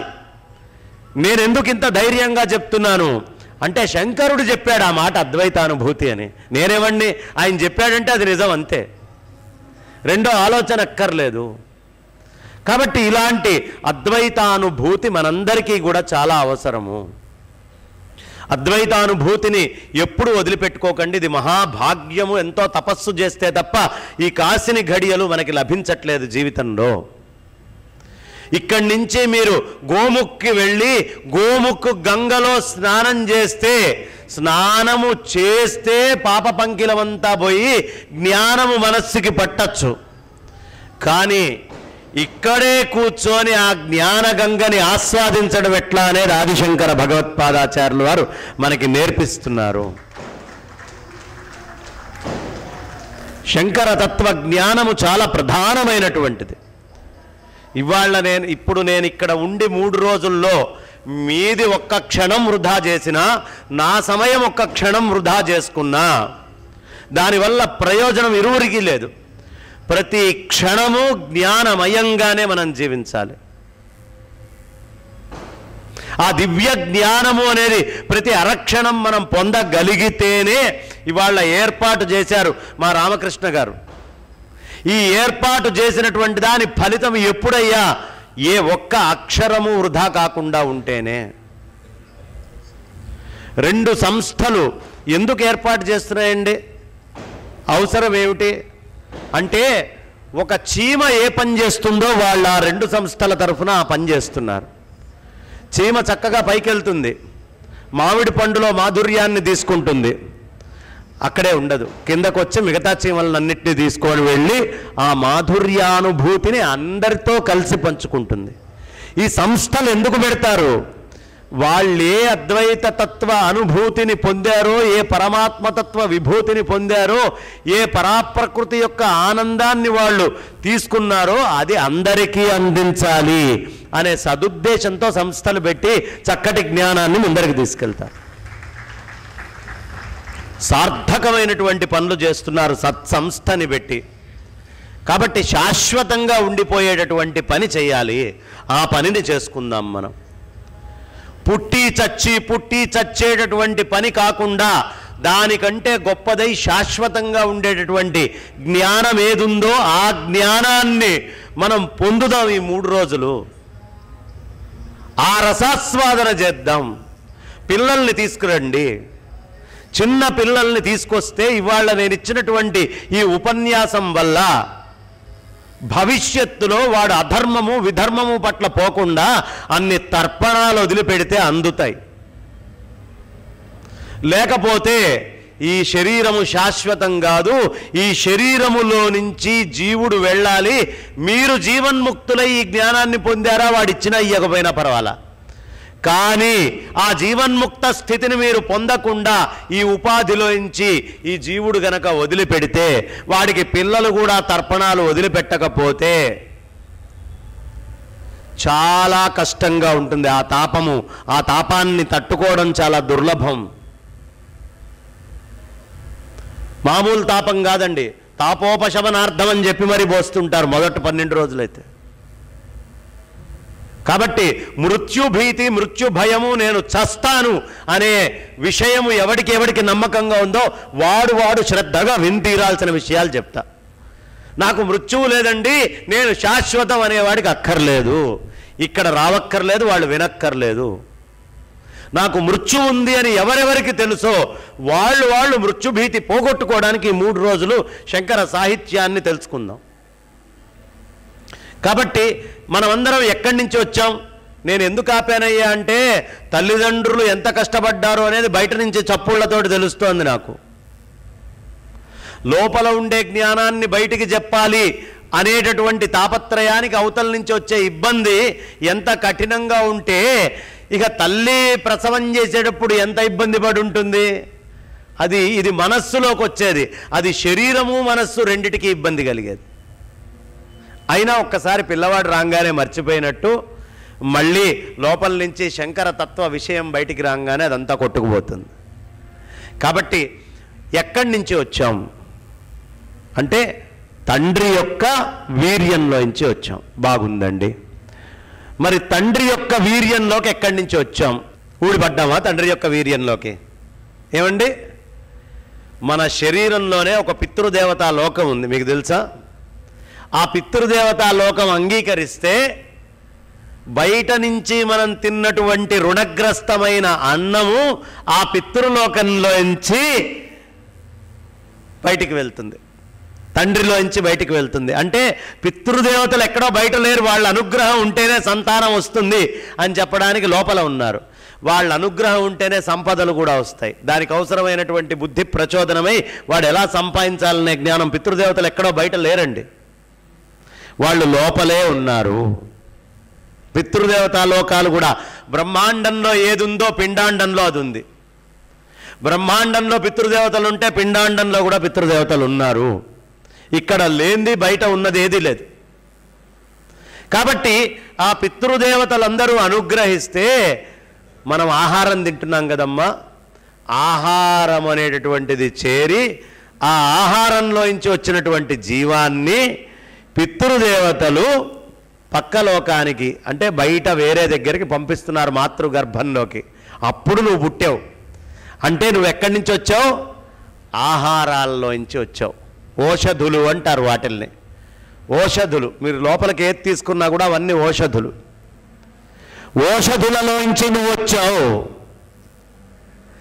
ఆహారంలోకి ఎక్కడి నుంచి వచ్చావు అంటే ఆహారానికంటే ముందు ఎక్కడ ఉండాలి కదా మనం. ఎక్కడున్నాం? వాళ్ళు తిన్నటువంటి ఆహారం అంతా వృక్షాల నుంచి, చెట్ల నుంచి, మొక్కల నుంచి వచ్చింది. అంతేనా? అబ్బే కాదండి, మా నాయన మాంసం తింటే వచ్చా అంటాడు ఎవడో మా తెలంగాణలో. అట్లా చెప్తాడు ఉన్నట్టుండి. అరే మాంసము తిన్నా కూడా అది గడ్డేదిని జీవాన్ని తెచ్చుకుంది, ఇండైరెక్ట్గా ఆ జీవం నీలోకి వస్తుంది. కాబట్టి వృక్షములోంచే వస్తుంది జీవం. ఎక్కడి నుంచి వస్తుంది? వృక్షాలలో. ఇక మిగతా మతాల వాడు వస్తాడు, ఎబ్బే వీళ్ళకి అసలు జ్ఞానం లేదండి, హిందువులు తెలివి తక్కువ దద్దమ్మలు సన్నాసులు, వీళ్ళు చెట్లకి పుట్టలకి పూజ చేస్తూ. పిచ్చి వెధవా, ఆ చెట్టు లేకపోతే నువ్వు ఈ మాతృగర్భంలోంచి బయటకు వచ్చేవాడివి కాదురా. ప్రతిదాని రుణం తీర్చుకునేటువంటి సంప్రదాయం మాకుంది కాబట్టి వృక్షాల దగ్గరికి వెళ్తున్నాం. దేవతా వృక్షాల్లో ఇప్పటికీ అవసరమైన దేవ ఋషి జీవాలు లోపల ఉన్నాయి. ఆ జీవాన్ని ఈ రోజుకి మేము అర్చించుకొని దీపాలు పెట్టుకుంటాం. గట్టిగా కనీసం ఆ డీజీ సౌండ్ ఒక నిమిషం తగ్గుతుంది. ఎక్కడి నుంచి అండి? వృక్షాలలో నుంచి మనం అందరం వచ్చాం. అందుకనే దేవతా వృక్షాలతోటి రుణం గనక పెట్టుకుంటే దేవతా బీజాలు శరీరంలోకి వెళ్తాయి. ఆ దైవ గాలుల్ని నువ్వు గనక తీసుకుంటే రావి చెట్టు చుట్టూ తిరిగితే, ఆ ఉసిరి చెట్టు చుట్టూ తిరిగితే, ఆ వేప చుట్టూ తిరిగితే, ఆ పారిజాతం చుట్టూ తిరిగితే, ఆ తెల్ల జిల్లేడు చుట్టూ తిరిగితే, ఆ కదంబం చుట్టూ తిరిగితే, ఆ 21 పత్రుల చుట్టూ తిరిగితే, ఈ దేవతా వృక్షాలతోటి రుణం పెట్టుకుంటే దేవతా ఋషి స్వరూపమైనటువంటి వాళ్ళు ఈ శరీరాన్ని ఆశ్రయిస్తారు. ఆ వృక్షాలను ధరించడానికి కాదు మనం వెళ్ళేది. కాబట్టి రుణము అనేటటువంటిది చెట్ల దగ్గరికి వెళ్ళి మొక్కల్ని పెట్టి ఇది చేయడానికి ఆ జీవముతోటి నాకు రుణముండుగాక. నువ్వు దీపం పెడితే రుణగ్రస్తం అయిపోయింది. ఆ రుణము అక్కడ నుంచి మన వంశంలోకి వస్తుంది, మన కుటుంబాల్లోకి వస్తుంది, మళ్ళీ ఉత్పత్తి జరుగుతుంది. ఎక్కడి నుంచి వచ్చావు? వృక్షాలలోంచి వచ్చావు. ఈ వృక్షాలలోకి ఎక్కడి నుంచి వచ్చావు? జననీ జన్మభూమిశ్చ స్వర్గాదపి గరీయసి. భూమిలో నుంచి వచ్చావు. ఎక్కడి నుంచి వచ్చావు? వృక్షాలలోకి.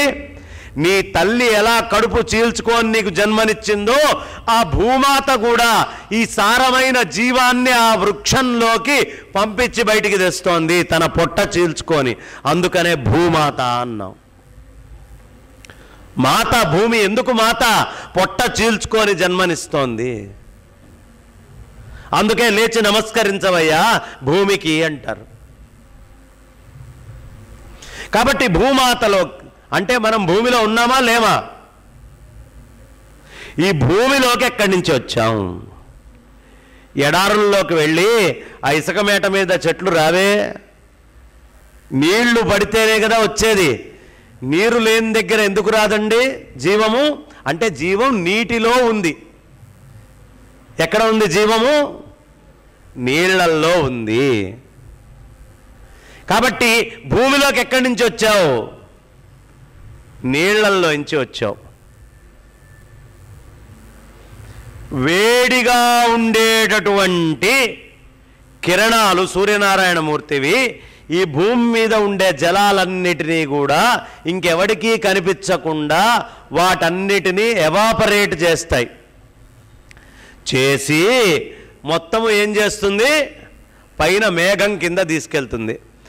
ఆ మేఘములోకి జలాలలోకి మళ్ళీ అదే సూర్యనారాయణమూర్తికి మీరు భవిష్యత్ పురాణం చదవండి. ఇవాళ సైన్స్ చెప్పని విషయం ఒకటి చెప్తున్నా, రికార్డ్ అవుతుంది.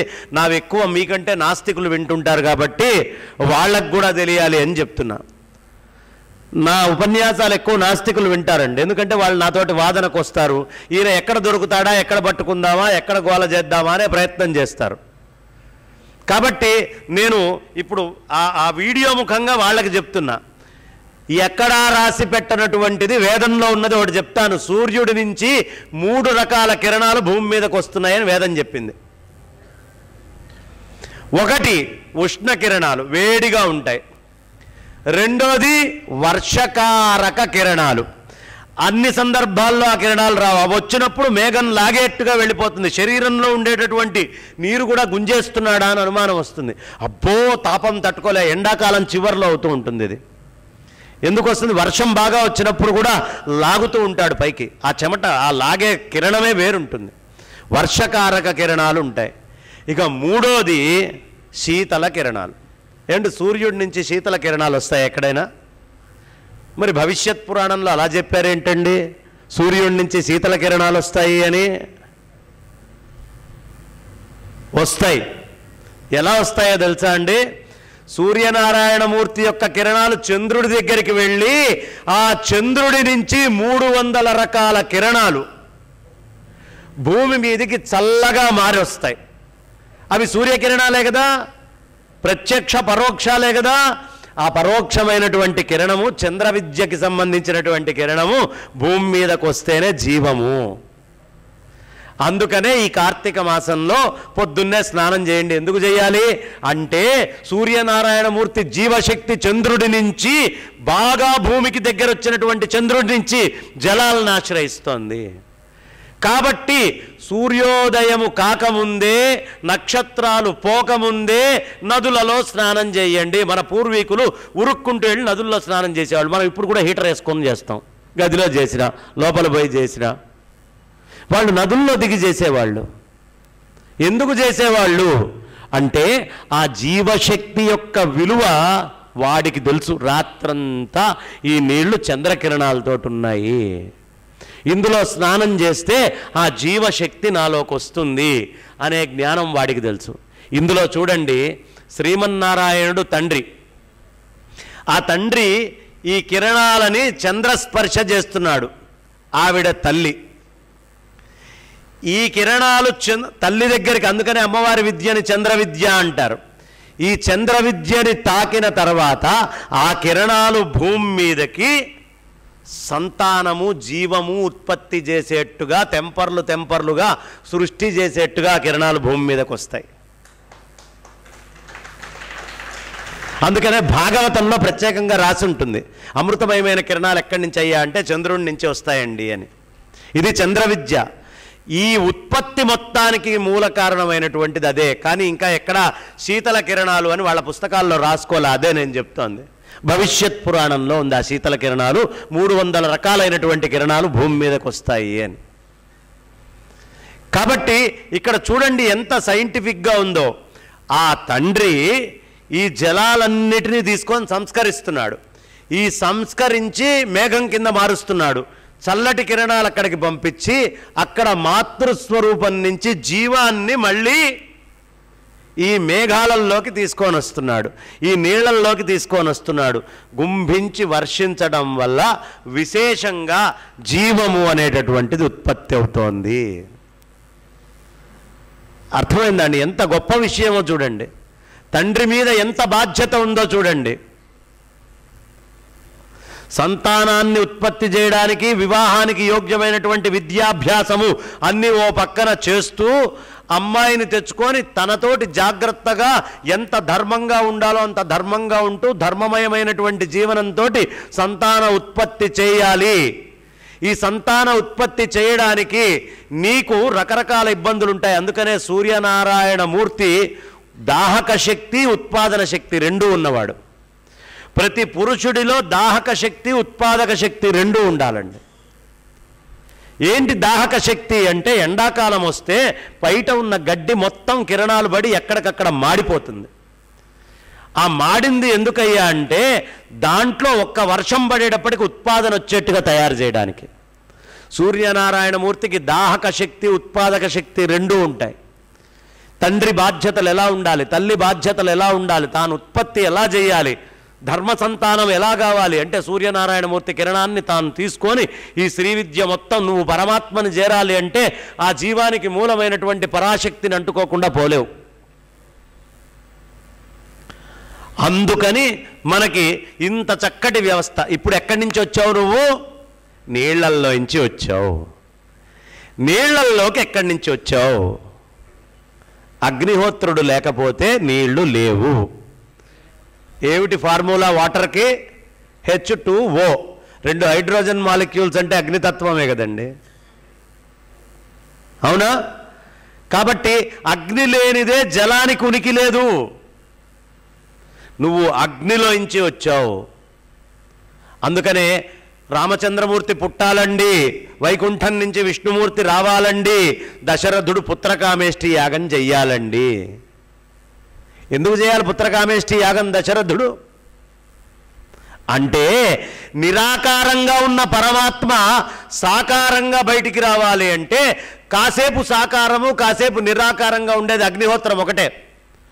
ఆకాశము వాయువు నిరాకారం, జలము పృథివీ సాకారము.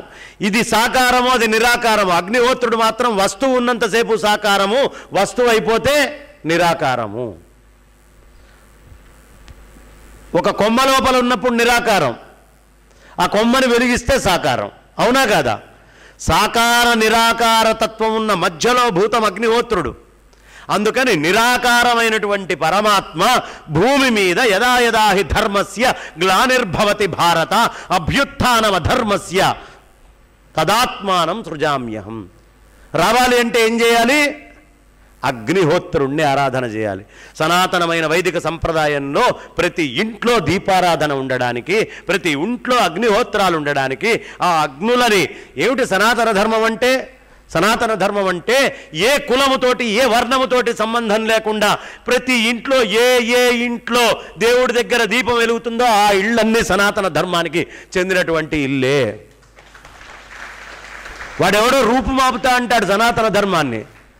కులాలతోటి వర్ణాలతోటి సంబంధం లేకుండా ఏ మొహం మీద ఇంట్లో అందరూ బొట్టు పెట్టుకొని ఉంటారో అదంతా సనాతన ధర్మం. మీ ఇంట్లో బొట్టు లేకుండా చేస్తా అంటున్నాడు వాడు. వాడి జ్ఞానం అది. మెట్టెలు కులాలు వర్ణాలతోటి సంబంధం ఉందా అండి? మెట్టెలకి మంగళసూత్రానికి ఉందా? మరి ఈ సంప్రదాయం అంతా సనాతన ధర్మమే. సనాతన ధర్మంలో వివక్ష లేదు. దాని ఆచార విధి విధానాల్లో ఒక్కొక్కళ్ళు వాళ్ళ శక్తిని తగ్గట్టుగా మార్చుకున్నారేమో కానీ వైదికమైన సంప్రదాయం అందరూ తరించాలనే జ్ఞానాన్ని చెప్పింది. కాబట్టి అద్భుతమైనటువంటి ఆ జ్ఞానాన్ని అక్కడ అందించారు వాళ్ళు. అందుకనే అగ్నిహోత్రం ఉండాలి ప్రతి ఇంట్లో. అగ్నిహోత్రం లేని ఇల్లు ఉండకూడదు. దీపారాధన జరిగి తీరాలి ప్రతి ఇంట్లో.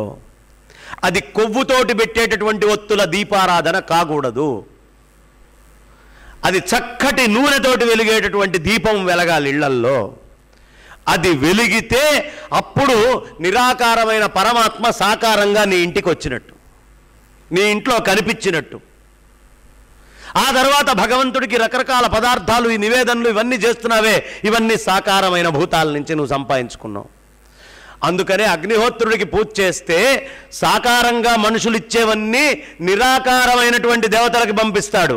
నిరాకారంగా దేవతలు ఇచ్చే వాటన్నిటినీ అగ్నిహోత్రుడు ఈ మేఘాలు ఇవన్నీ చేసుకొని సాకారంగా భూమి మీదకి తెచ్చిస్తాడు.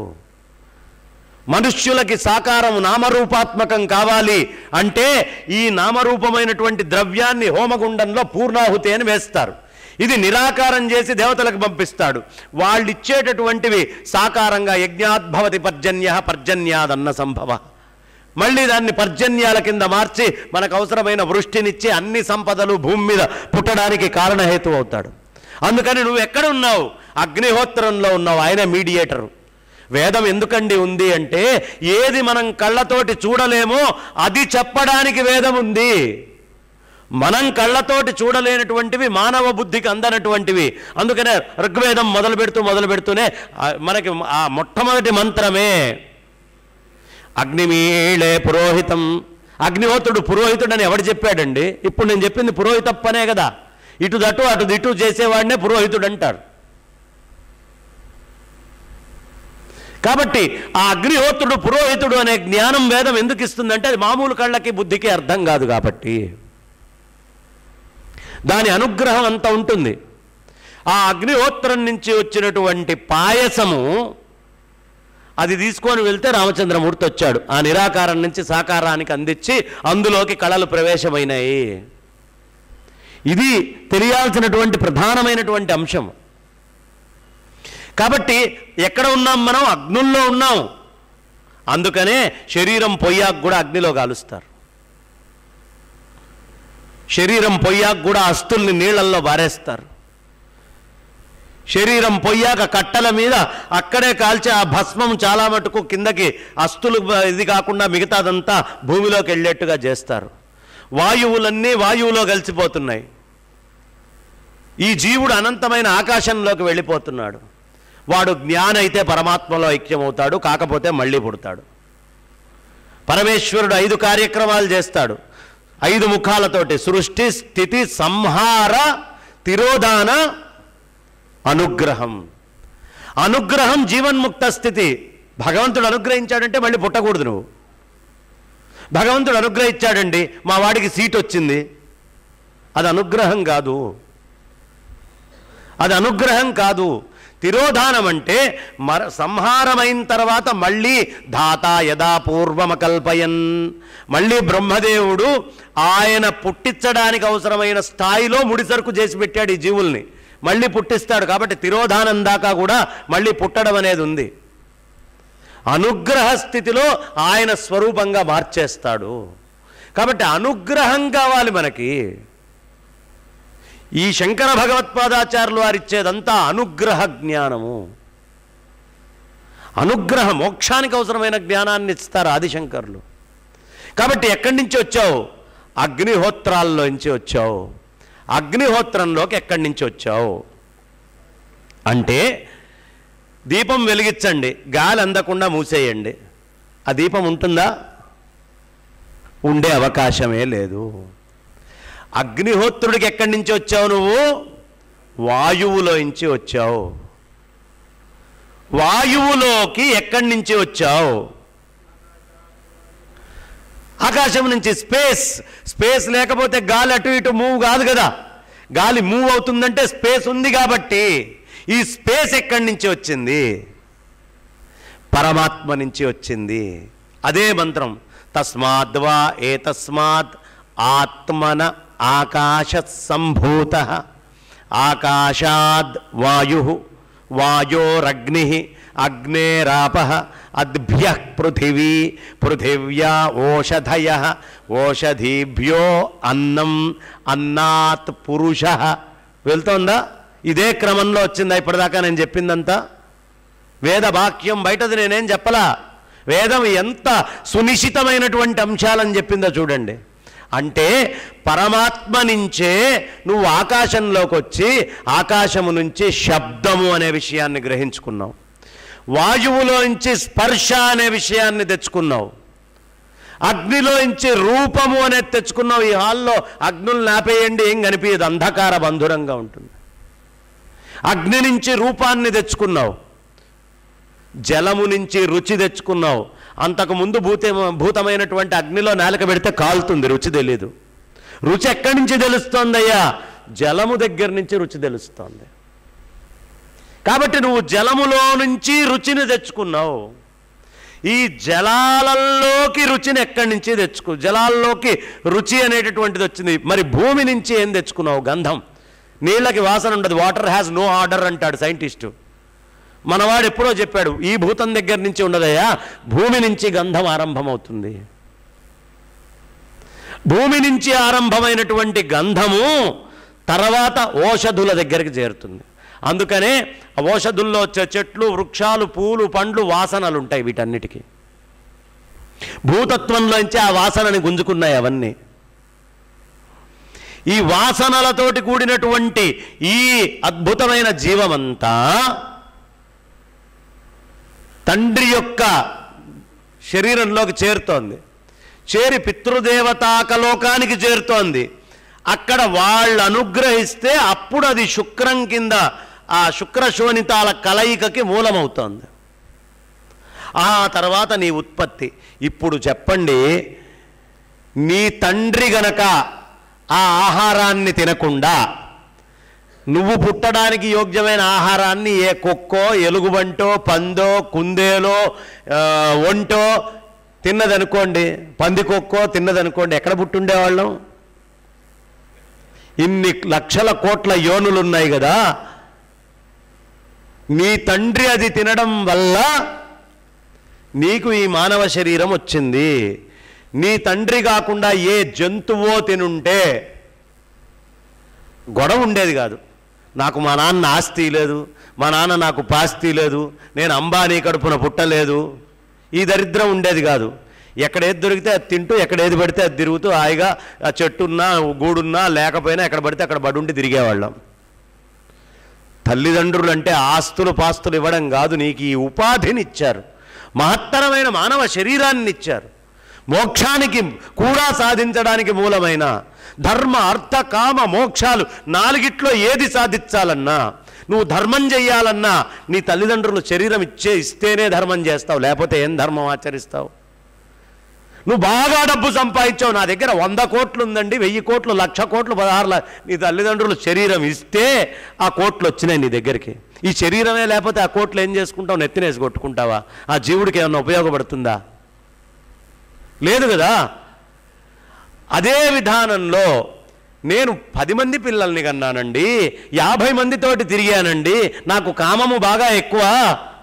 ఎక్కడి నుంచి వచ్చింది? నీ తల్లిదండ్రులు శరీరం ఇస్తే వచ్చింది. శ్రీమాతా పితరౌ యస్య, వాళ్ళకి నమస్కరించుకుండాలి. జన్మతో మమకారినే, నేను పుట్టడానికి కారణం వాళ్ళు. ధర్మార్థ పురుషార్థేభ్య, ధర్మాది పురుషార్థాలన్నీ ఎక్కడి నుంచి సాధిస్తున్నాం? తల్లిదండ్రులు శరీరం ఇస్తే. నేను మోక్షం సంపాదించానండి అంటాడు. ఎప్పుడు? శరీరం ఇస్తే. కాబట్టి ఏ విధంగా నువ్వు రుణం తీర్చుకోగలవయ్యా? ఎక్కడో పడి పశుపక్షుల్లో పుట్టకుండా మానవమాత్రుడై చేతులు కాళ్ళు అన్నీ యోగ్యంగా వచ్చి నువ్వు ఇక్కడికి వచ్చాక కూడా ధర్మాన్ని ఆచరించకుండా అధర్మంగా ధనాన్ని సంపాదించాలనుకొని అధర్మమైన కామప్రవృత్తులతో తిరగాలనే ప్రయత్నం చేస్తే ఇక మోక్ష సామ్రాజ్యం దాకా ఏం పోతావు? పతనమై మళ్ళీ అదే జన్మలోకి వెళ్ళిపోతాం. పతనం కాకూడదు మనిషి ఎప్పుడు. ఒక అద్భుతమైనటువంటి ఘట్టం ఒకటి. ఓ పురుగు వేగంగా ఉరుక్కుంటూ వెళ్తోంది. వ్యాసుల వారు అదే దారిలో నడుచుకుంటూ వెళ్తున్నారు. వెళ్తుంటే ఆ పురుగు కంగారు పడుతూ వెళ్తోంది.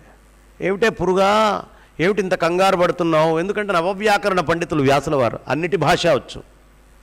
ఏమిటే ఇంత కంగారు పడుతున్నావు? ఏమీ లేదు, కౌరవుల రథాలు వస్తున్నాయి, దాని కింద పడి నలుగుతానేమో అని అది వెళ్ళిపోతుంది. పారిపోతోందండి అది వేగంగా. అవునా, కౌరవుల రథాలు వస్తే పడి నలిగిపోతే పురుగా ఇంతున్నావు, నీకెందుకంత శరీర ప్రీతి అభిమానం? నలిగిపోతే పోయావు. అదేంటండి అట్లా మాట్లాడతారు? వ్యాసుల వారంటే ఏదో మహాపండితులు అనుకున్నాను. మీకు మాకు తేడా ఏంటండి? మీరు అన్నం తింటున్నారా? మేము అన్నం తింటున్నాం. మీరు నిద్రపోతున్నారా? మేము నిద్రపోతున్నాం. మీరు భయపడుతున్నారా? మేము భయపడుతున్నాం. మీరు పిల్లల్ని కంటున్నారా? మీకు కాన్పుకు ఒకడో ఇద్దరో, మా దాంట్లో అయితే 10 కూడా ఉన్నాయి. ఆహార నిద్ర భయమైథునాని ఈ 4 కోసమే అయితే ఇంత మహత్తరమైన మానవ శరీరం ఎందుకు? అప్పుడు అనుకున్నాడు ఆయన, ఈ మానవ శరీరం అక్కర్లేదు తినటానికి, పిల్లల్ని కంటానికి, డబ్బులు సంపాదించడానికి, సుఖపడడానికో ఇలాంటి వాటి కోసమైతే ఇంత మహత్తరమైన మానవ శరీరం అక్కర్లేదు. నువ్వు ఏ పనులు చేస్తున్నావో దానికి యోగ్యమైన శరీరం వస్తుంది. నీకు నిజమైనటువంటి మోక్ష సామ్రాజ్యము లేదు, ఉత్తమమైన మానవ శరీరం మళ్ళీ కావాలనుకుంటున్నావా? ధర్మముగా జీవించు, మోక్షాన్ని పొందేటటువంటి ప్రయత్నం చేయి, దాన్ని తీసుకొచ్చుకునే ప్రయత్నం చేయి. అందుకోసం ఈ జీవితము. కొన్ని లక్షల కోట్ల సంవత్సరాలలో నువ్వు బతికేదెంత? ఒక 60 సంవత్సరాలు, 70, 80, 90, 100, 120 మహా అంటే. అంతకంటే బతకవు కదా. ఈ 120దే పెద్దదనుకోని బతుకుతున్నావు. అనంత కోటి సంవత్సరాల్లో నువ్వు పుడుతూ పోతూనే ఉన్నావు. అతి కొద్దిదైనటువంటి మానవ శరీరము ఉపాధి ఉండేటటువంటి కొద్ది సమయాన్ని జాగ్రత్తగా పరమాత్మలో ఐక్యమై నీ స్వస్వరూపానుసంధానం పొందడానికి వినియోగించు, కానీ వృధా అయినటువంటి పనులకి దీన్ని వాడకు.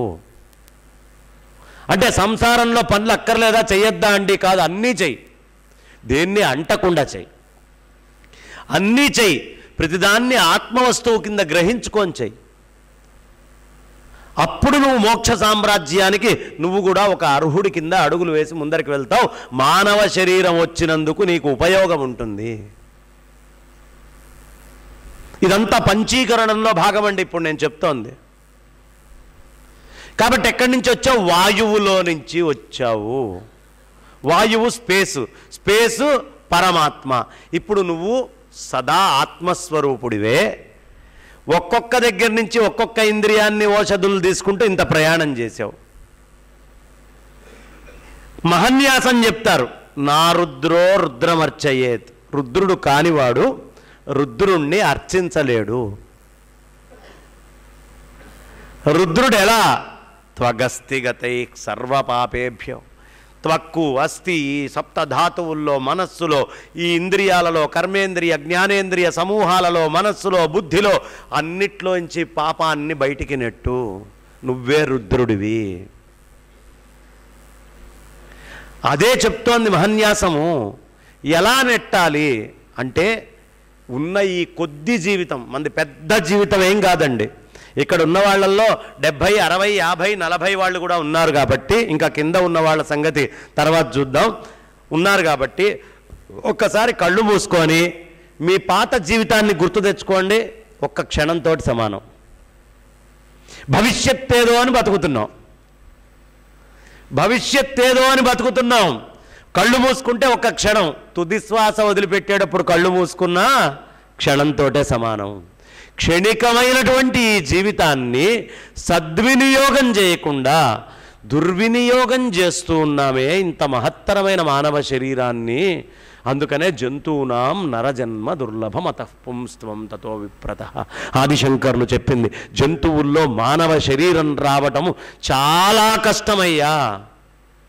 కష్టమైనటువంటి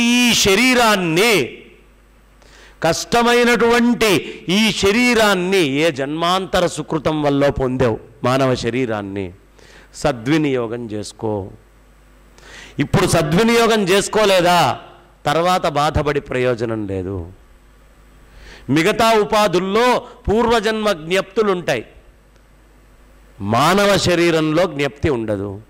ఏమిటండి, పశువులు పక్షులకు ఉంటుంది, మనకు ఉండదు. మేము తెలివి తక్కువ వాళ్ళమా? మాకంటే వాటికి ఎక్కువ తెలివి ఉంటుందా? ఉంటుంది. ఎక్కడో నీళ్లల్లో సునామీ రాబోతూ ఉంటే అవి ముందే తెలుసుకుంటున్నాయి. మునిగాక కానీ నీకు తెలియట్లేదు. ముందే తెలుసుకుంటే దానికి, మునిగాక తెలుసుకుంటే నీకు, ఇద్దరిలో ఎవరి తెలివి ఎక్కువ? దానిది న్యాచురల్ ఇంటెలిజెన్స్ తోటి కనెక్ట్ అయ్యింది. లోపల ఉండే పరాప్రకృతి తత్వంతో అది మొత్తము తెలుసుకోనుంది. కాబట్టి పరాప్రకృతిలో జరిగే మార్పుల్ని కుక్కలు కానీ, పక్షులు కానీ, జంతువులు కానీ వెంటనే గుర్తుపడతాయి. గ్రహణ సమయంలో నోరు మూసుకొని కూర్చుంటాయి, వేటి మానాన పక్కన ఓ మూలగా డల్లుగా కూర్చుంటాయి. మనిషే చాయ్ తాగుదామా, బిస్కెట్లు తిందామా, పానీపూరీలు తిందామా, సమోసాలు తిందామా అని తిరిగేది వీడు. కానీ వాటికి తెలుసు ప్రకృతితోటి జీవనం ఎలా ఉంటుంది అనేది. వాటికి ఒక దివ్య జ్ఞానం ఉంది, అవి బయటికి చెప్పుకోలేవు. కాబట్టి మనం తెలుసుకోవాల్సినటువంటి అంశం ఏమిటి అంటే, నీ లోపల ఉండే ఆ స్వతసిద్ధమైన తెలివితో ఐక్యం కావాలి. అప్పుడు ఆ పరాప్రకృతి పేరు పరబ్రహ్మ పట్టమహిషి. ఆ పరబ్రహ్మము పట్టమహిషి ఆవిడైంది కాబట్టి నువ్వు కూడా పరబ్రహ్మ పట్టమహిషి అయితే నీకు దానికి అభేద స్థితి వస్తుంది. లేదా అభేద స్థితి అనేటటువంటిది జీవితంలో ఎప్పటికీ రాదు. ఆ తెలివితోటి ఐక్యం కావాలి. దానినే తపస్సు అంటారు. సతపో తప్యత, తప్పించు. ఈ మనస్సుని, ఈ బుద్ధిని దాంతోటి కలిసిపోయేంత దాకా తప్పించు. ఈ మనస్సు బుద్ధి దాంతో ఐక్యం కాకుండా లేకుండా పోతేనే నువ్వు ఆనందాన్ని అనుభవిస్తున్నావే. గాఢ నిద్రలో ఎవడైనా లేపితే హాయిగా పడుకుంటే లేపుతావేమిటి అని తిడుతున్నావే. దాంతో రమించే స్థాయి కనుక వస్తే అది ఎంత బ్రహ్మానందం అసలు. ప్రకృతిలో అన్ని విషయాలు కరతలామలకమవుతాయి. ఆ విధమైనటువంటి తపస్సు మనిషికి చాలా ప్రధానము. అందుకని మనమందరము చేయాల్సినటువంటి అంశం ఏమిటయ్యా అంటే, నిజాత్మతత్వము నుంచి మనము తెచ్చుకున్నటువంటి రుణాలని తీర్చుకోవాలి. ఒక శివలింగం దగ్గర ఉండి మీరు అక్కడ, లేదు ఓ శ్రీచక్రార్చన దగ్గర ఉండి ఒక మంత్రాన్ని నువ్వు గనక చదివితే ఈ భూమి మీద శబ్దము ద్వారా, ఆకాశము ద్వారా నువ్వు తెచ్చుకున్న రుణాలన్నీ తీర్చుకున్నవాడి అవుతావు. అందుకనే భగవన్ నామం చేయండి, నామం చేయండి అనేది ఈ రుణం పోవడానికి. అప్పు పడ్డావు కదా బ్రహ్మాండం నుంచే కదా, దానివల్లే కదా నువ్వు వింటోంది, దానివల్లే మాట్లాడుతోంది. ఆ అప్పు ఎలా పోవాలయ్యా? భగవన్ నామం చేయటం వల్ల పోతుందయ్యా. అందుకే ఈ లలితా సహస్రనామాలు, ఈ సౌందర్య లహరులు, ఈ శ్రీ విద్యోపాసనలు, ఈ అద్భుతమైనటువంటి రుద్రాభిషేకాలు, ఈ అర్చనలు, ఇవన్నీ దేనికోసం? ఆ శబ్దాన్ని తీసుకురావాలి. అది ఋషులు చెప్పినటువంటి ఛందస్సుతో కూడిన శబ్దము మహత్తరంగా అతి వేగంగా మనల్ని తరింపజేస్తుంది. కాబట్టి శబ్దము నువ్వు గనక భగవన్ నామాన్ని పెద్దగా ఉచ్చరిస్తే బ్రహ్మాండం నుంచి నువ్వు తెచ్చుకున్న అప్పు తీర్చుకున్నవాడు అవుతావు. గోవిందా గోవిందా గోవిందా. ఎవరు గోవిందుడంటే ఇంద్రియాలకు అధిష్టాత.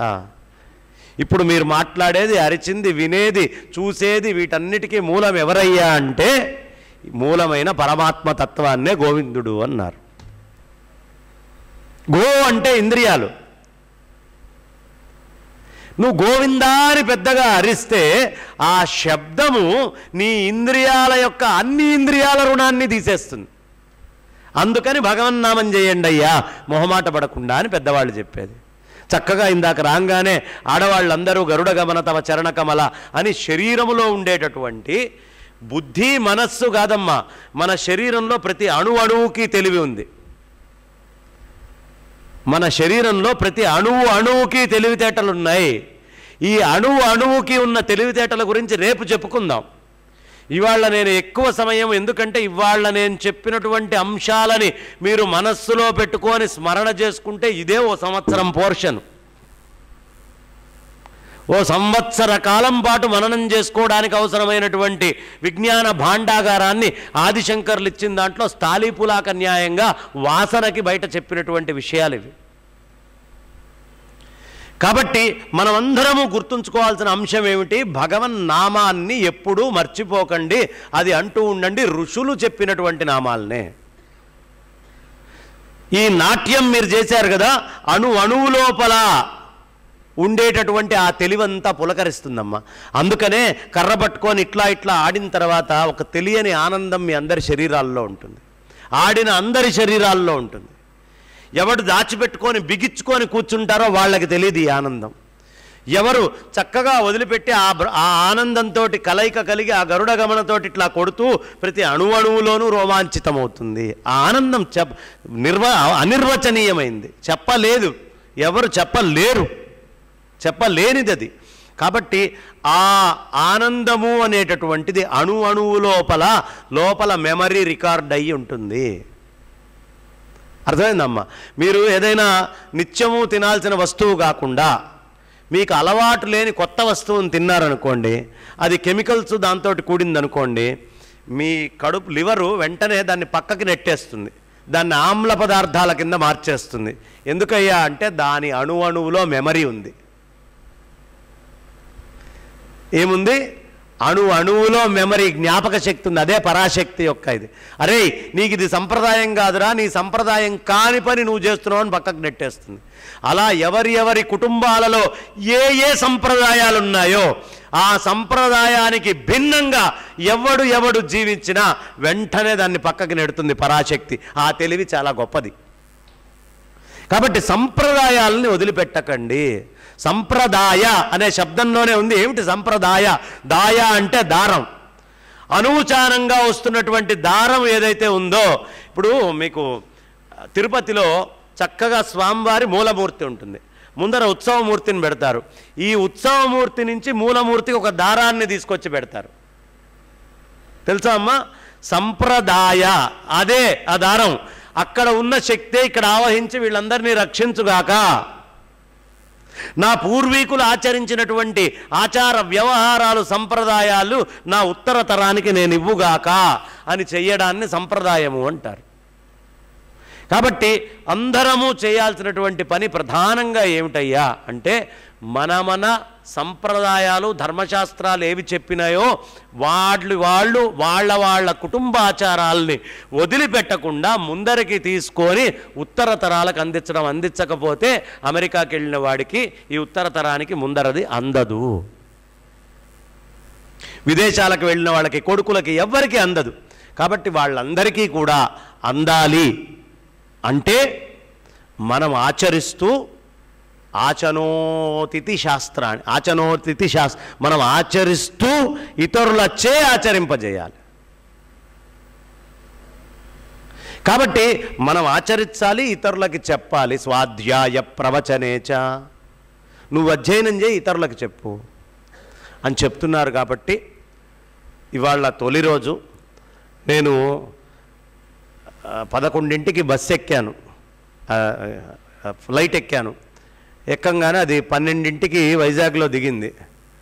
వైజాగ్లో దిగడమే ఎంత అద్భుతంగా మా వశిష్ఠ కార్తికేయ గారు ప్రోగ్రాంలు ఏర్పాటు చేశారయ్యా అంటే, రామకృష్ణ గారు పెద్దలు, ఆయన మొత్తం పక్కన ఉన్నారు. ఫస్ట్ కారులో దిగంగానే ఒక ఇంటర్వ్యూ అయింది. అవ్వంగానే ఆంధ్ర యూనివర్సిటీలో అక్కడ ఒక చిన్న కార్యక్రమం జరిగి అక్కడ మళ్ళీ 4 మాటలు. అది అయిపోగానే నేను దేవతార్చన చేసే దగ్గర అద్భుతమైన ఒక క్షేత్రం ఉంది. వాళ్ళంతా అసలు కార్తీక మాసం అంతా నాతోటి అమృతతుల్యమైన మాటలు వచ్చేట్టుగానే ఈ ఉపాధిని వారు మలిచారు. అక్కడ ఒక ఉపన్యాసం. అది అయిపోగానే శ్రీకాకుళంకి ప్రయాణం చేయటం, వచ్చి సంధ్య వార్చుకోగానే ఉరుక్కుంటూ ఇక్కడికి వచ్చి ఉపన్యాసం చెప్పడం. కాబట్టి వాళ్ళంతా ఆగకుండా ఒక వ్యవస్థగా వెళ్తూ ఉంది. కాబట్టి శంకర సాహిత్యము అనేటటువంటిది చాలా విశేషమైంది. ఏదో స్తోత్రం చెప్పుకున్నాం, ఆ శివుడు అట్లా చేశాడు, ఈ విష్ణుమూర్తి ఇట్లా చేశాడు, ఈ కృష్ణుడు ఈ పని చేశాడండి అని పనులు చేసినటువంటిది చెప్పుకోవట్లా. మన కథ మనం చెప్పుకుందాం. శంకరాచార్యులు వారు చెప్పేది ఏమిటయ్యా అంటే మన కథ. మనం ఏమిటి, మనం ఏం చెయ్యాలి, మనం తరించాలంటే ఏ విధంగా ఉండాలి.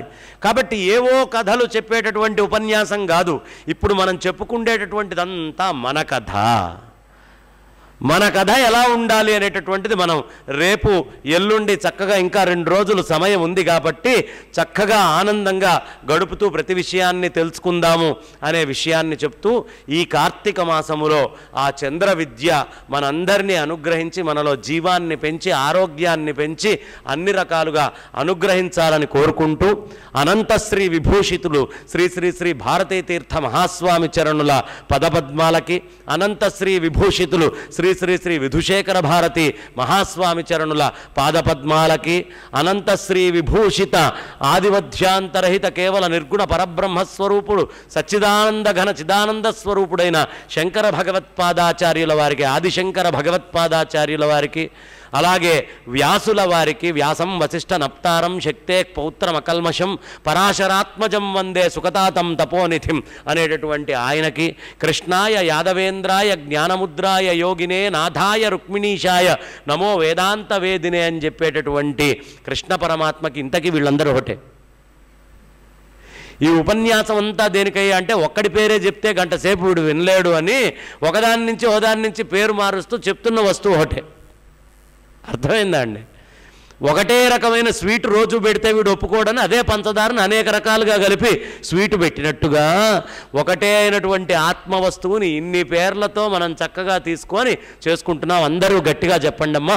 శ్రీమాత్రే నమః, శ్రీమాత్రే నమః, శ్రీమాత్రే నమః అని చెబుతూ ఈ రోజుకి నా వాణికి విరామాన్నిస్తున్నాను.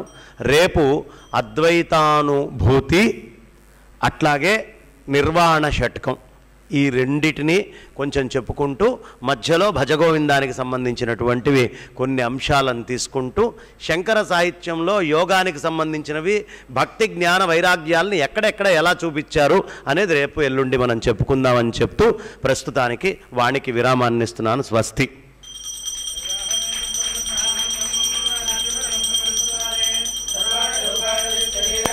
నామాని కృతనియదాస్తే వేదాహమే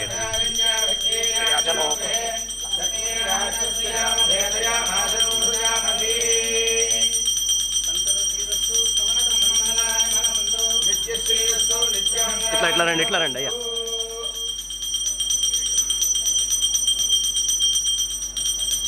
హర నమః పార్వతీపతయే.